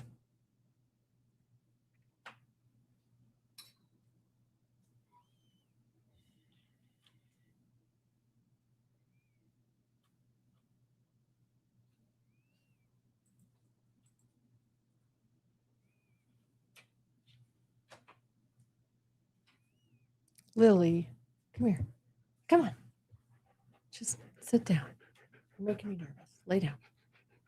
Thank you. Well, okay. But we've got, I'll put it on mute. Don't worry, guys.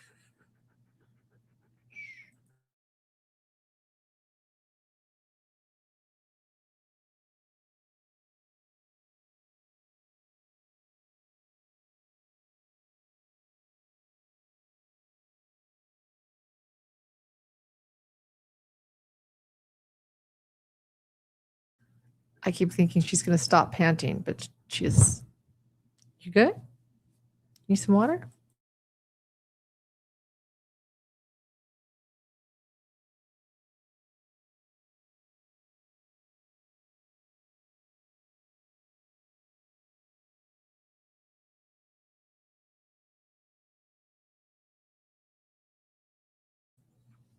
Better? She just gave a big sigh. Yeah, she just happy sighed. Okay. Shh, we're good. Okay. So, you good?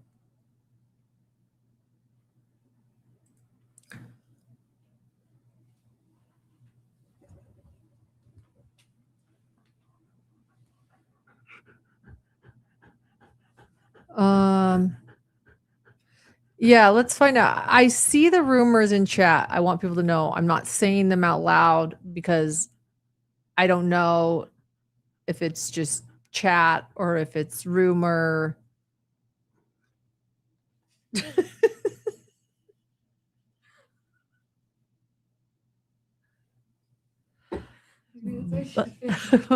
Bless you. Did you guys hear that? That was, I swear it wasn't me. Lily. She just burped. Okay. Excuse you. Well, you're not panting anymore.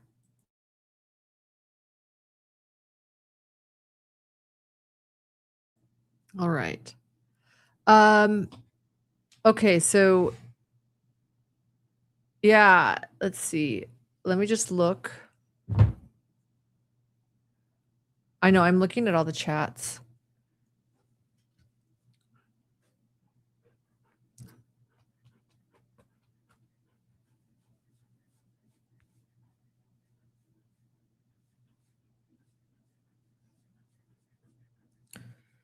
Okay.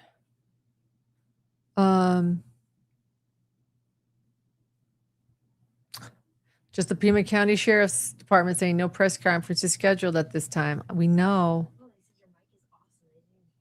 Oh, really? Didn't pick it up. Huh. It was a big burp. All right. No press conference scheduled. Oh, man. Okay, I think I don't see anything, guys. I mean, there's going to be movement all night. There's going to be movement all night.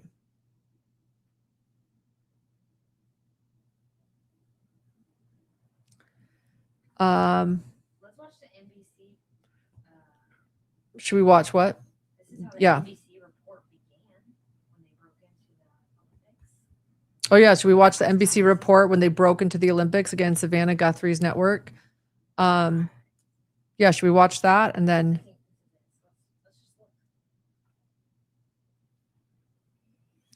oh, do you know what? Someone mentioned JLR is headed to Banner Hospital too. Maybe we can learn something from him too. Okay. Good evening. I'm Hallie Jackson, and we are coming on the air with a major development in the Nancy Guthrie case. NBC News is learning that a man has been detained by law enforcement for questioning in Nancy's disappearance. This is according to a person familiar with the matter. It comes just hours after the FBI released those images, that video of somebody in a mask, somebody who is armed at Nancy Guthrie's front door on the night of her disappearance. Here's what we don't know, whether the person detained is the person you are looking at here in that video. So we simply just don't know. Someone mentioned we have an independent journalist on their way to Banner Hospital. So yeah, so I'm just going to scan the chat one more time, and then I say we all just keep watching.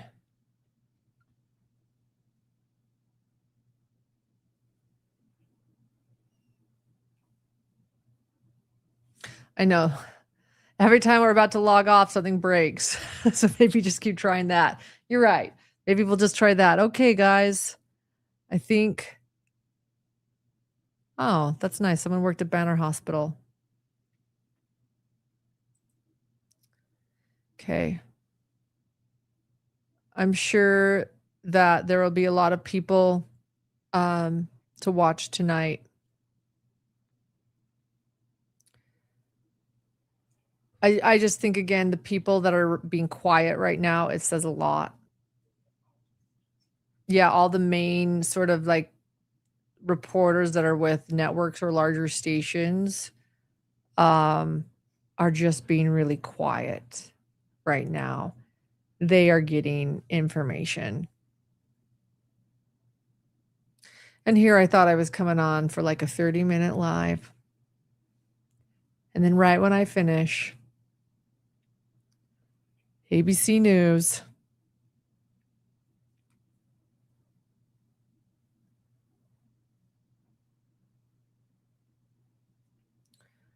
Okay. One more time for ABC.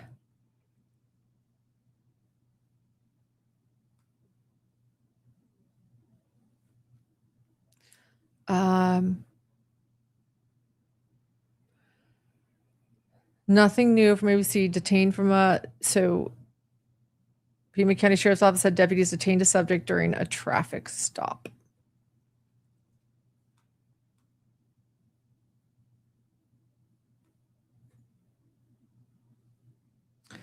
All right. You know what? I am going to jump off I'm going to eat some dinner and get some things done, and also update this episode for those that follow our podcast on Apple or Spotify. I need to actually edit a podcast that we're going to have up with all of this additional information that we have. So I'm going to go do that and keep investigating, keep researching, and figuring out what's going on.